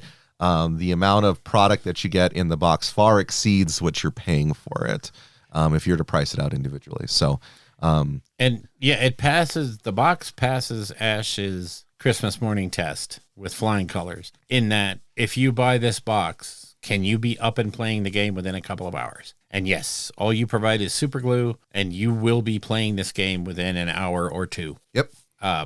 It's just the value, like you said, is off the hook. Okay, so let's get off of why we think it's so great, because we're going to talk more about different mechanics as we go. But these are some of the ones that make it just super fun and thematic to the core. As far as publisher and where to go to get stuff, right now you can... Obviously, your friendly local game store can carry Corvus Belli products, have them get a hold of CB or their distributor or what have you, and ask them to stock it so you can buy it, and then, of course, buy it from them. Of course, you can go to Corvus Belli. Warcrow.com is their custom site for all things Warcrow and Warcrow Adventures with complete links to their store. Go figure. Warsenal. I've talked about Warsenal before, and I'm going to do it again. They are some of the best people on the planet. When you order from them, you can expect absolutely phenomenal service. If they say they have it, they have it. They will ship it out to you. When I ordered my stuff, they literally shipped it the very next morning, and I had it like 2 or 3 days later. It was just, they're phenomenal to deal with, and just a great bunch of folks over there at Warsenal. And I will link Warsenal in the show notes. so you can buy stuff from them. Now, we kind of covered the starter set, which is called Winds of the North. There is an expansion to that called Beyond Winds from the North. Oh. And who knew? And in that set for the hegemony, you get Lady Tila, who is a sniper she has this ability that even if your character is ingrained in a unit, so he is now leading that unit, you can target that character to take damage individually and not just have it spread through the unit. Yep. So she's a great way to just eliminate problem characters that are making you sad. And she comes with 2 dwarf pioneers. These guys are hilarious. They are ranged attackers, and that seems to be the focus for the hegemony. Yeah. Is some effective ranged shooting with some sort of bulwark type units that will hold points. Very mixed arms, yeah. Yeah. But the Dwarven Pioneers have this great command ability called Mortar, which is where they just literally set up their mortar and start doing indirect fire. And yeah, okay, thank you. That's just, I cannot wait to get them on the field. Right. For the Northern Tribes, what's in that box is the Shape Changers and their character. Just a completely crazy unit that is, wow. They are the Varank, so they're not orcs. They're the blue people. They're the Northern Tribesmen, and they are the Kickstarter exclusive miniature. The Alwert Ice Bear is also a Varank and is a skin changer also, but he comes in his polar bear form. Yeah. Whereas these people come in their Varank form, but they just have these god awful attacks, and they can do things like sneak around and deploy stealthily. So yeah, just opens up a whole new bunch of possibilities, and it kind of shows you where you're going with the faction, what the goal for the faction is. But those are basically the starters. It's the big starter box, which is the must-have, and then the Beyond expansion is very good to have. Yeah. To start adding and making the games a little bit more flavorful. So one of the things that is sort of I'll call it a silent release. Yeah. So the faction that I wanted to play from go, like when Bill showed me this, is the Scions of Yaldabaoth, which is a group of, they're called dark-minded elves. That have gotten into fleshcraft and necromancy, and some are even into like manifestation of elementals. And like they're kind of portrayed as like bad guys, but they're not really bad guys when you get further into the lore. Yeah. The thing is, as Bill and I played this game yesterday, and I went online, I was like, why the heck are they selling the cards for these guys? So I open it up, and it says 34 cards so you can use your models from Warcrow Adventures in Warcrow. And I was like, what the crap? So then I go over to Warcrow Adventures and look at the core box. Holy cow.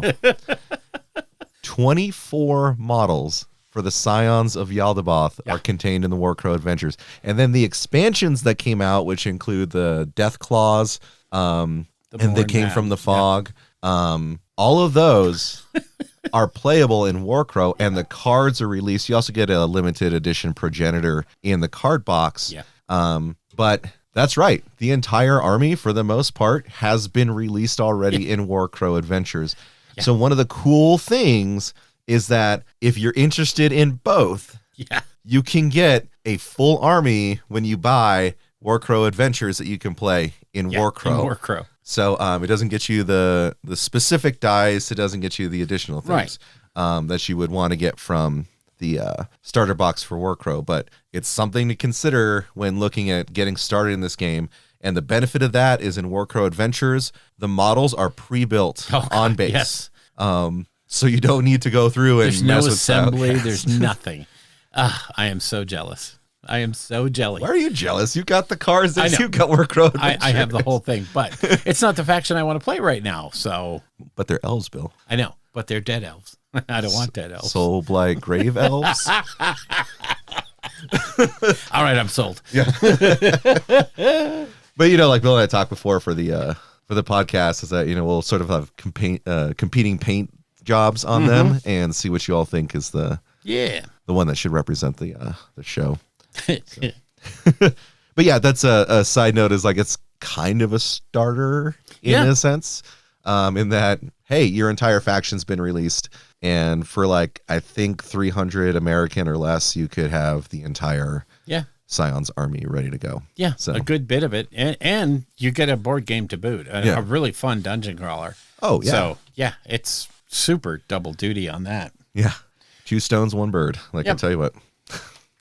There is an army builder app out there, so you can go to the website and get the link to the iOS and or Android equivalent app for building up your Warcrow forces. I've been told it's very, very handy. I haven't used it yet because pretty much been based on the beginner book. Yeah. But it's my plan is to get that ASAP so I can start building cyan lists.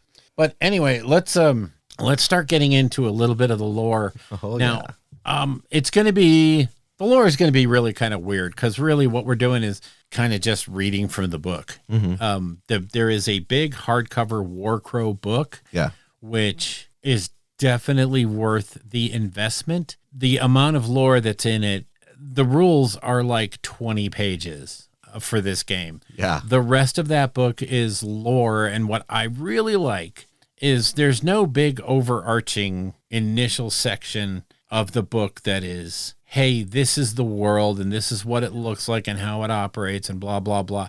No, they give you the briefest overview.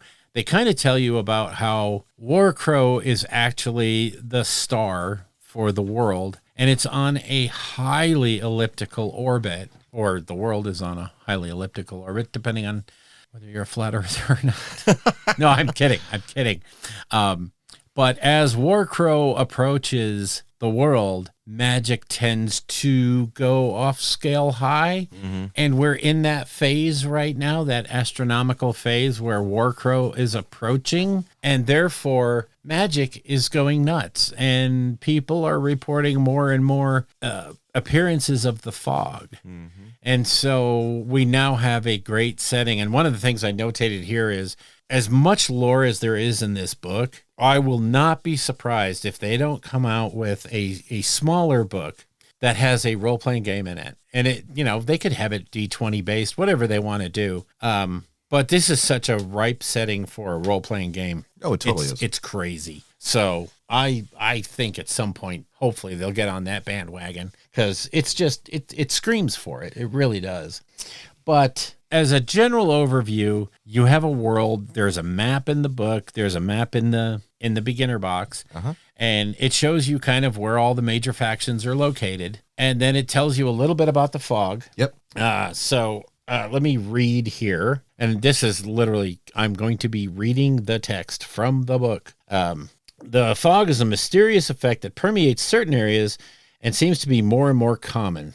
No one is spared from the terror of the lindworm fog. Reddish and deadly, it has remained contained in some regions, such as the island of Assail, for centuries. But in recent years, it's been pulsating more intensely than ever and has emerged in the most unexpected places. Beings emerge from it, leaving trails of tar and blood wherever they go, crazed and deformed, with an irrepressible desire to kill. The sinister forces that lurk from within take life from the unwary who cross it, or from those who approach where its mists end. And where it advances voraciously and stealthily over a town and then retreats, nothing remains in its wake but a ghost town without the slightest hint of life. So, the fog is very, very important in Warcrow Adventures. Oh, yeah. Because that island of Assail is where the whole of Warcrow Adventures takes place. And so you are literally going into the fog to find people and bring them out before they die. And you're kind of trying to figure out, why fog? Why? So now in the Warcrow game, the fog is this amazing event that takes place on the action counter or the round counter. Yep. The beauty of it is it can have any different types of effects that you want. It doesn't have to just be it attacks the nearest, person within. No, it can be all spellcasters can't cast for this round.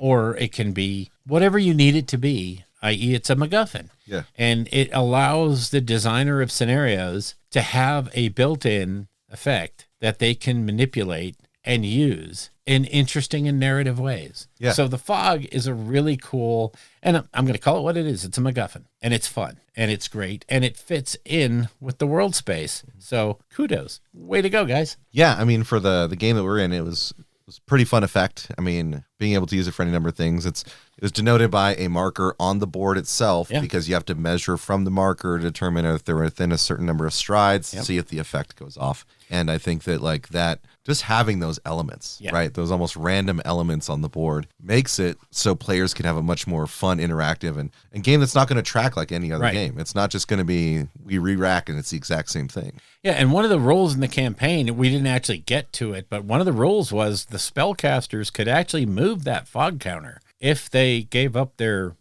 it was a full action for them to do it. Yeah. So if they gave up their turn, they could move that thing and actually become very scary for the other player if they were concentrated in a certain area, or it was just going to affect them. Yeah. So there's a lot of give and take you can play with it. Again, it's just a great narrative element. Agreed. To use. So we're going to start covering the factions of the game. And there are currently 6 factions. And I say currently because nothing stays the same.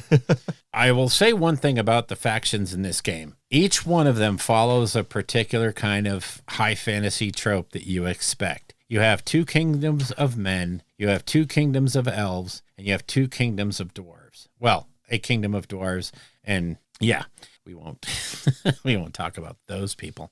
Yes, we will. And they follow their tropes very specifically right up until when they don't. When they start to diverge is where they get really incredible. Yeah. The 2 kingdoms of men followed very different paths and are now on completely different trajectories. And then you have the Cyan elves, which are your typical wood elves. You have your Yaldabaoth elves, which are they're the remains of a fallen empire, and they're literally scrabbling to survive, and they are so outnumbered it's ridiculous. And so they play that certain way, and they have control of those sort of, I don't want to say undead because that's not really accurate, but they have control of those kinds of forces. Then you have the feudum, which is another human thing that just sort of, they went more down the, it's better if we buy a military and we are able to afford whatever we need than to actually grow it ourselves. Yeah. So they have a really interesting take on how a society should be structured. And from the name feudum, you should probably get what they're getting at. Yep. And then you have the Mount Haven dwarves, which are all the dwarves that didn't go in toward the Mount, the hegemony of Embersig really is a hegemony. It's a whole bunch of elves, a whole bunch of dwarves, and a whole bunch of humans. It is kind of human-centric, I think, but we're going to get deeper into all of them. But they all follow these kind of tropes that you think right up until they don't, which is where they get really, really cool. Yep. And they all have these motivations and desires and goals that are markedly different, but not so much that there's all this full-scale war breaking out all over the place. So it's great for a skirmish game where you can show those little flare-ups on the borders and what have you. So do you want me to take the hegemony, or do you want to take them? You start the hegemony. Let's just alternate from there. Okay. So the hegemony of Embersig, the most illustrious hegemony of Embersig, is a young, dynamic, diverse, and expansionist empire. Armed with the iron fist of its Black Legion, the world's most powerful and well-trained army, wrapped in the silk glove provided by her skilled diplomats and spies, the hegemony has grown into a power without equal. Descendants of the 7 tribes of Magar, horsemen, of which I think are Magyars, but they're actually Magars, who came from the Bay of Horses, ancient kingdoms that eventually coalesced, the hegemony of Embersig has proven that the prosperity that emanates from an iron will and a desire for unity, driven by a manifest destiny. So what you're looking at is basically a multicultural, semi-human-centric faction that use guns and magic. And, they are, to me, what it looks like for them, they're the do everything well, but don't focus on anything to a crazy point. Yeah. And so it's the all-comers faction, which I really, really like. And the more I get into them, the more I like them. I like the hegemony. They're a lot of fun, and I apologize for butchering that reading. I hope I can edit it into something readable. So yeah, it's kind of reminds me of like a Cities of Sigmar-esque type effect, where it's just you're bringing everything together in order for the greater good. The greater good, yes. So the northern tribes, so they've occupied the boreal lands for centuries. The orcs were the first to make their home in the vast icy tracts. The Varank, for their part, came to the boreal lands in small waves as they left the northernmost reaches of the central continent behind, abandoning entirely during the Civil War that ended the Elven Empire of Gaeasael. Gaeasael is the Scion's original empire. But since then, both peoples have inhabited the boreal lands, but a few years ago, 2 tribes of orcs and Varank sealed an alliance, motivated by a common interest, to head south, cross the northern seas, and conquer the central continent itself. Yeah. So it's Nordic orcs. Yes. And it's so true to the Viking Norse mythology. You have the Varank, which are the blue people, the orcs, which are the green people, and they made an alliance, and now they're super cool. And they are the hard-hitting, oh my God, we're out here to just beat you up. When you read the lore in the book, they talk about how they don't fear anything else in the world. The only fear they have is spreading themselves too thin as they conquer things, that they could be swallowed up by some of these other kingdoms. So they're trying to make sure they do it reasonably intelligently in how they're doing their conquests. So again, they're not dumb orcs. They have a plan. They have very efficient spellcasters. Mm-hmm. I mean, shamans, but still very efficient in that department. So this is the definite hammer and anvil faction. This is going to hit hard and make you pay for hitting them back. Yeah. Yeah, they're not glass cannons by any means. So that's one of the things to think about with them, is that they are a very forward force. Now, they're not going to have the best ranged. No. They do have some ranged with the Varank, but they are your typical melee Viking-esque army. Yeah. So if you like that feel, by God, they're your faction.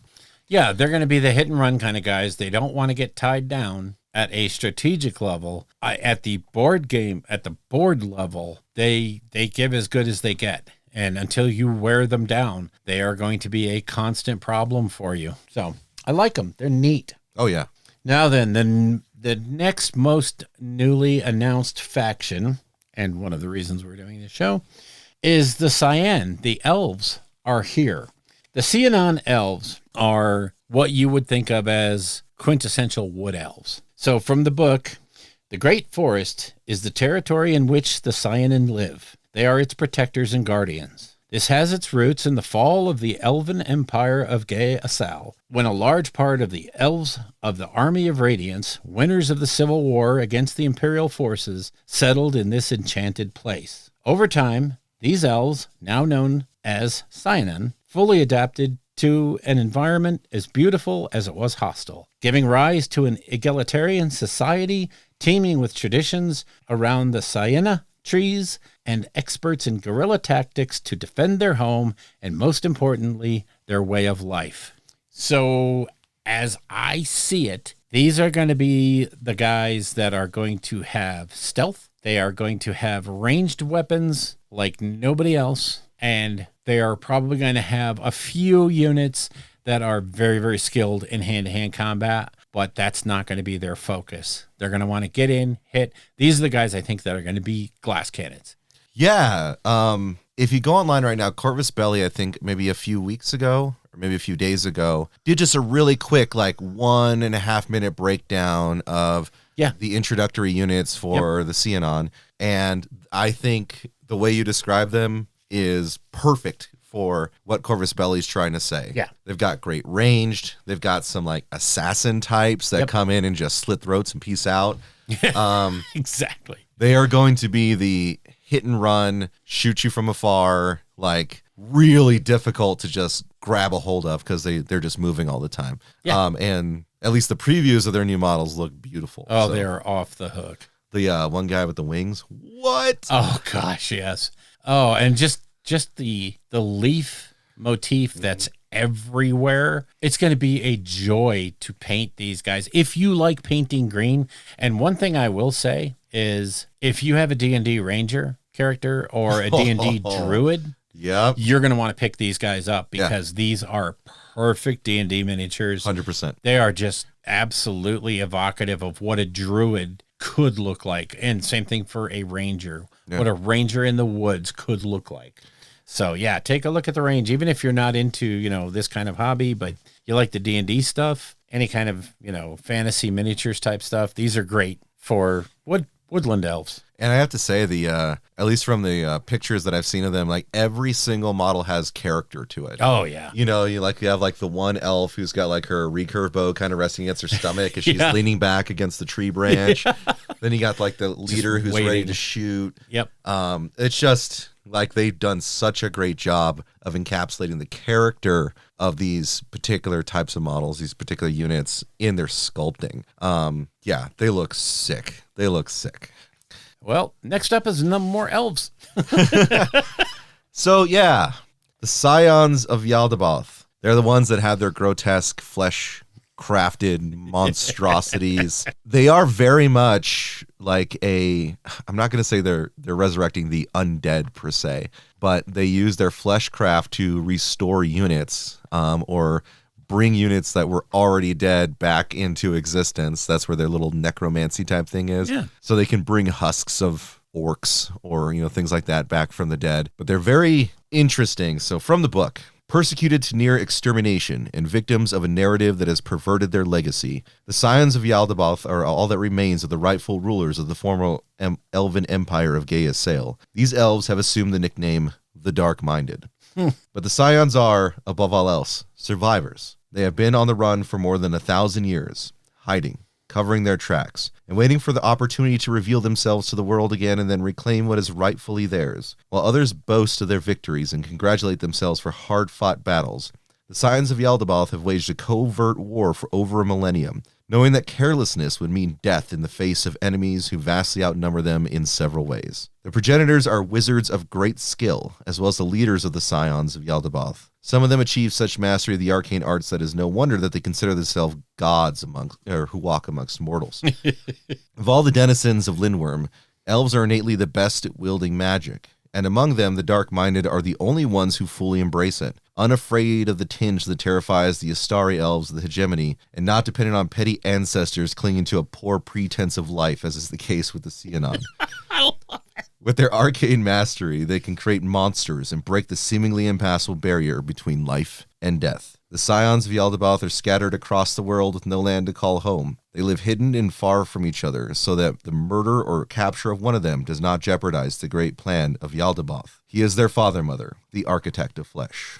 Okay, so these guys, I mean, just from that little narrative passage, if you're not like, oh, these guys are so freaking cool, because, I mean, just think about it. They are the dregs of a fallen empire, and yet they still have this manifest destiny mentality of, we got this. And, you know, just they allude to the fact that the way these guys play, everybody else doesn't want tinge. These guys eat it for breakfast. Yeah. Okay. So again, not afraid to take the basic mechanic of the game, flip it on its ear and say, yeah, that thing that you don't like, we eat. Yeah. Thank you. You're a good breakfast, Mr. Mage. Yeah. They sort of have two factions, I would say. Yeah. You have like your primary faction, which I would say is associated with the main box of Warcrow adventures, which is your Praetors, you know, those types that are, you know, resurrecting, you know, the husks of orcs or creating these flesh-crafted beasts. And then from the Deathclaws expansion, that's where you get Nuada. Yeah. Yes, like Prince Nuada, he's an elf without a twin is how they describe him. And he has brought forth sort of fire elementals. They call them red caps, right? Yep. So you get that sort of like fun goblin fae type folk that he leads into battle. And, you know, with him and his other leaders within that sub faction, they can, you know, resurrect the red caps. And they do funny things too. Like there's one unit that can actually like throw some of the smaller units at enemies to kill them. And then you can bring them back because they're made out of fire and humor, I guess. So you kind of have like two different factions to play in there. One is much more like the undead, including, there's a unit called Echoes in the primary faction, which reminds me of, I mean, they are ghosts is what they are. So it's just super cool concepts, you know, and like they are really in that like the darker parts of Lindworm. And in fact, it says that like oftentimes the Scions will set up camps next to the fog. Yeah. And they will follow it around. Yeah, they're trying to figure it out. And they know that there's a power there that they can probably tap into. I like that whole, it's a really interesting, and you don't see people twisting elves a lot. Yeah. Elves have always seemed to be like the holy grail. You don't make them the bad guys, or, hell, nobody's a bad guy from their own point of view. And so to see elves being used as these very amoral type leaders and characters, I like that. It's a neat little, okay, yeah, you can have your regular wood elves that you expect in a game, and now here's the other ones, and they're beefy, they're bad. I do have to say, reading them and seeing Nuada there, right? Thinking back to Del Toro's Hellboy 2, right? He's actually like that character, in the sense that he is out for vengeance, right? And just that line he utters, in the auction house, where he says, like, let me show you why you once feared the dark. That's this faction. Yep, I like them. To a T. All right, so moving on to the Feudum. Feudum, whose origins go back more than 1,000 years, has preserved its long-standing traditions, as well as the worship of the goddess of its ancestors, all of which contributed to the consolidation of a prosperous society in which everyone knows their place. Pilgrims from all over the world come to Havrincourt, the capital of the kingdom, in order to visit the Cathedral of Celas and Losna, the moon goddesses. And thanks to taxes on just about everything, the feudum has overflowing coffers. So, as you understand and come to look at how the feudum operates, it is a very mercantile-based faction. And they, by nature of that, get to pick and choose the best of the best of the best and hire them. Yeah. And so their military forces, I assume, are going to be some very elite units. Yeah, that's what I get. Yeah. That have questionable loyalty, because they're going to be loyal as long as the coin flows. And they're going to be, I think they're going to be that very flexible. You can build it out the way you really want to build it out and have a lot of fun with it. Yeah, I imagine seeing a lot more like actual knight types come out of this. Yeah, they're based on the old knights. Yeah. Yeah, like they are going to have the best armor. They're going to have like the best equipment, but they're going to be so elite. Yes. You'll probably have your little trash mobs and stuff that you can throw out there, of course. But like, sure. I really see them being like, you have 2 men per unit because they're just so beefy boys. Yeah. Yeah, and it's going to be kind of interesting, when you're looking in the book and you're going through the hegemony, it's the way they've laid it out, it's like, here's the order of battle. Here's the guy that sits at the top of the Black Legion. Here's the generals that make up his council. Here's the order of battle, all the way down to the guys that you're playing on the board. Mm-hmm. This is how structured. This is how regimented. This is all, you fit into this place. This is your cog. Now in the feudum, I have a feeling you're going to be like, ooh, those look really cool. I'll buy 2 of those. Yeah. I think they're just going to have that flexibility that you would normally see in a human faction with a heavy bent towards the religious zeal. It'd be interesting too. Now, one thing, a note here for both the Feudum and Mount Haven, there are no models released for these 2 factions yet. Correct. Which is why we're kind of speculating about what we think they'd be like. But I could see the Feudum having, like you have your knight types, and then like your chaff units are like mercenaries that you hired. Or, just militiamen or what have you. Yeah. Or they could, like you said, there could be sub-factions here. There could be the moon goddess faction where you have nothing but priests and warrior monks. Well, that would be pretty sick. Yeah, it would. Yeah, so God knows where they're going to go with feudum, but as they've been releasing the models for these factions, they've been knocking them out of the park every time. Off the hook, yeah. They have a pretty decent internal balance in the game, and I know that they're going to augment some things for sure, because some of the Scion stuff is busted. But hopefully feudum gets us the elite humans, those knights that have like amazing, defense rolls and good weaponry and movements that are like, wow, that's a big number. Yeah. For the cavalry types or something. Like some mounted cavalry. Yeah. Oh yeah. So after the feudum comes Mount Haven for all you dwarf lovers out there. Yes. From the book. And these guys have shirts. And pants. Yeah. And armor.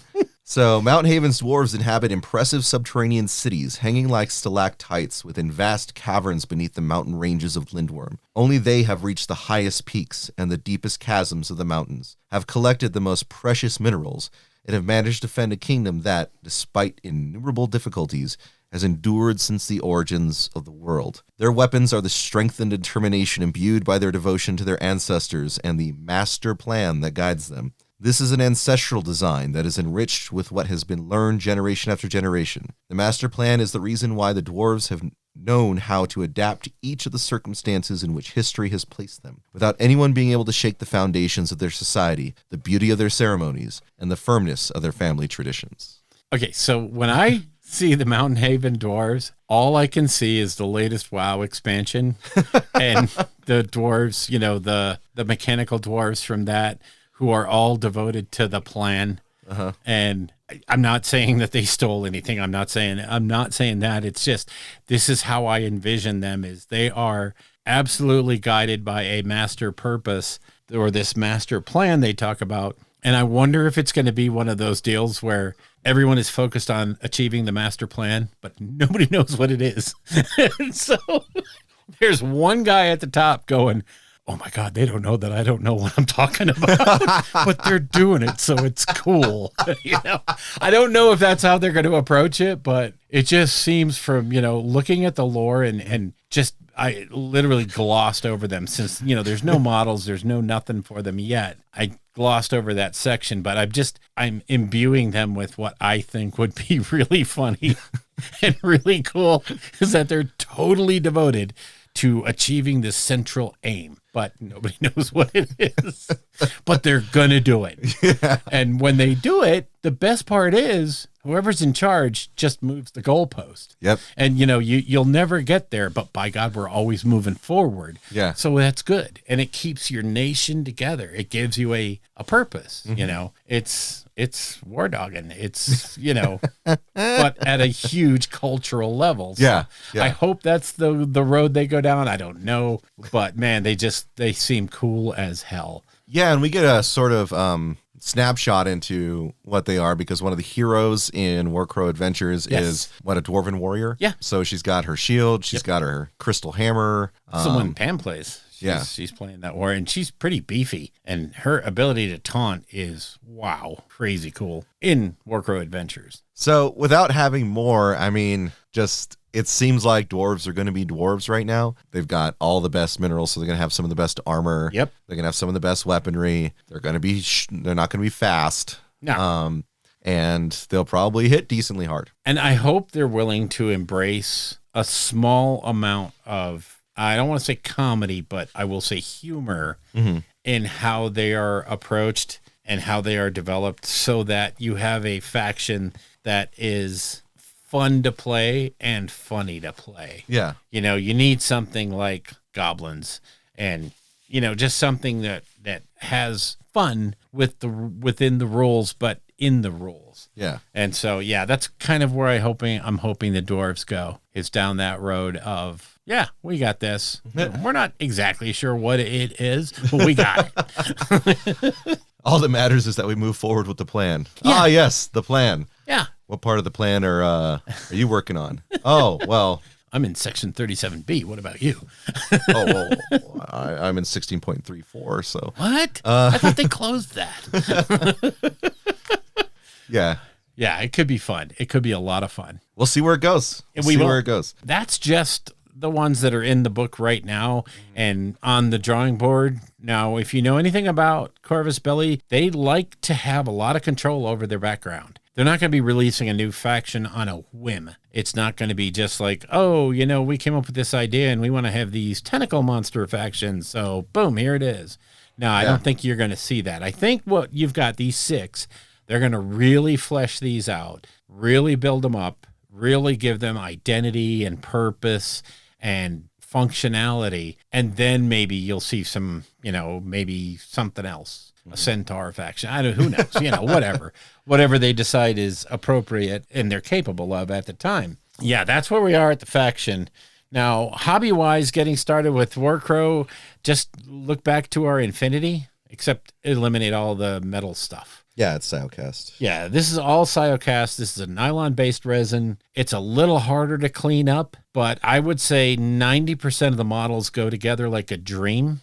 The Northern Tribe stuff is a little more finicky, and I don't know why it's so... The finickiness is limited to them. Yeah. But I think it could be that the detail that is imbued in just every part of them being covered with fur and chain or leather straps or something, it might have something to do with how those molds were made and cast. Whereas, you know, the straight out metal mongers are easier, or, you know, metal armor, it has very definite ending points. So it's real easy to make a mold line right there. So, but it's super glue to assemble. There's some models that definitely need sub-assemblies because parts will cover other parts. You'll see it as you're building it. And, you know, again, none of these come with instructions, but honestly, they're all no-brainers. They are truly, you see where everything goes, and there's very little, if I don't put this on first, I won't be able to put that on. There's none of that.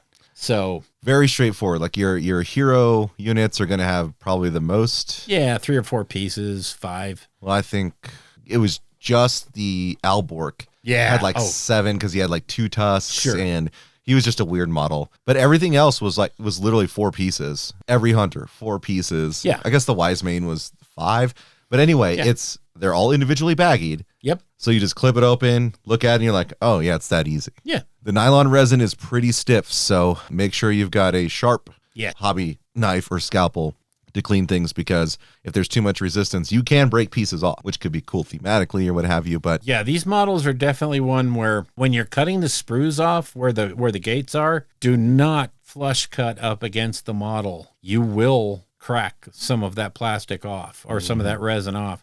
Cut it back a little bit and then use your knife to clean it up. Yeah. Yeah. Do not try to flush cut like against the capes or the feet or something like that. If there's even the smallest bubble in there, it will crack off. Yep. So, and if you're drilling it to pin it, be very aware of where you're drilling. It's real easy to drill right through. If you're just at a tiny bit of a wrong angle, you can drill through a foot really easy. Yeah. So from the starter boxes, right? The hegemony go together. I think both Bill and I both agree on this. Like, they go together so much better than the tribes. Yes. They're lean, they're mean, they're clean. Yeah. You need to do more cleaning on the orcs, get ready for gap filling. Yeah. Just from the initial releases. That doesn't say that they're not going to get that remedied later. But now I'll say in the Beyond the Winds of the North box, that was, I would say they were neck and neck as far as easy goes. But they're the Varank, right? So they're like a little bit smaller, more human size. So Yeah. I don't know. It's something about the big burly orcs that just got kind of wonky from the initial release. I'm sure there's a reason. I just don't know it. I will say the cleanest models are going to be the Scions, because you don't even need to assemble them. They are come pre-assembled. That's such. Anyway, God. So yeah, that's where it's at right now. There's still a lot coming out. The Xenon aren't even out. It's just, it was announced. Even then, it was only some of their models. Yeah. You know, there's a lot more to come out. There's a lot more for them to expand on. Oh, yeah. I mean, since, Beyond Winds of the North, we got the Bulwarks, we got the Arquebusiers, right? We got, oh goodness, what are they? The Orc Officers have come out, 2 boxes of, the Hegemony Officers, the Orc Officers, the Orc got Varank Archers. Yeah, there's a whole bunch. It's really getting to where it's almost a full range for both of them now. And I imagine they're going to do the same thing with Cyan. Cyanin. Keep trying to say cyan. I don't know why. It's like, that's a color, not an elf. But anyway.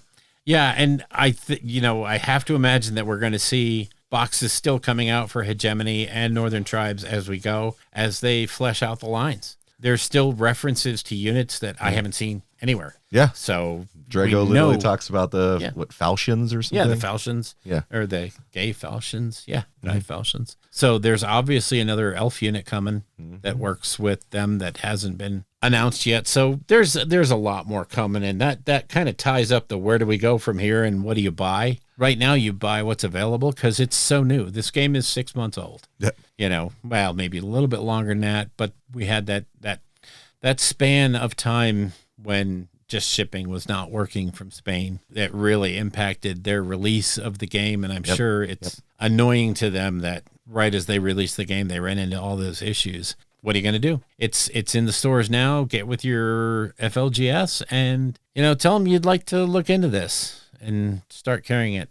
Yeah. And, if you can't get to an FLGS, maybe one's not in your area. I've seen great prices for some of these things on eBay, particularly Warcrow Adventures. Oh, yeah. You can get some definitely under MSRP if you go on eBay. If it's interested you, please take a look, see if anyone can do a test game with you. I guarantee you that first scenario in the starting campaign is one of the easiest games you'll ever play in your life. Yeah. Oh, yeah. And it just gets you used to the system. But it teaches you combat and how the switches work and how to roll the dice. And, once you've got that mechanic down, the game falls into place. Yeah. It really, really does, because everything works off of that mechanic. Yep. And so, yeah, it's, again, like we said at the top, it's a very easy game to pick up. That does not mean it's simple to play or it's just like straightforward, because there is a lot of nuance to the game, and maximizing each unit and its capabilities is key, as in any game. Yeah, there's a lot. I mean, there's only upward mobility, I think, for the game from here. And it's got such a good core concept that I think it's going to really develop over time, become a very popular game. Yeah. So please, get involved. If you have questions about it, I made a Warcrow channel on the Discord. If you all want to discuss anything there, please feel free to pop in and ask me or Bill any questions. Yep.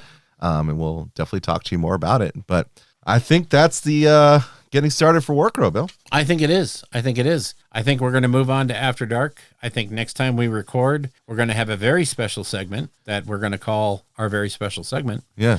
And then we'll probably dive into that AOS Ravaged Coast that we said was going to be this episode, but was not. Yeah. So thanks for tolerating the pivot, folks. We'll definitely talk more about Ravaged Coast next time, as well as, I think, a very exciting announcement. For those of you who will be joining us, we'll be seeing you after dark. The Albuquerque Narrative Gamers Podcast, or Anger Podcast, is protected under the Creative Commons license. You can find information for this at creativecommons.org. Information and links about the show's topics will be in the show notes, as will any other copyright information that needs to be presented.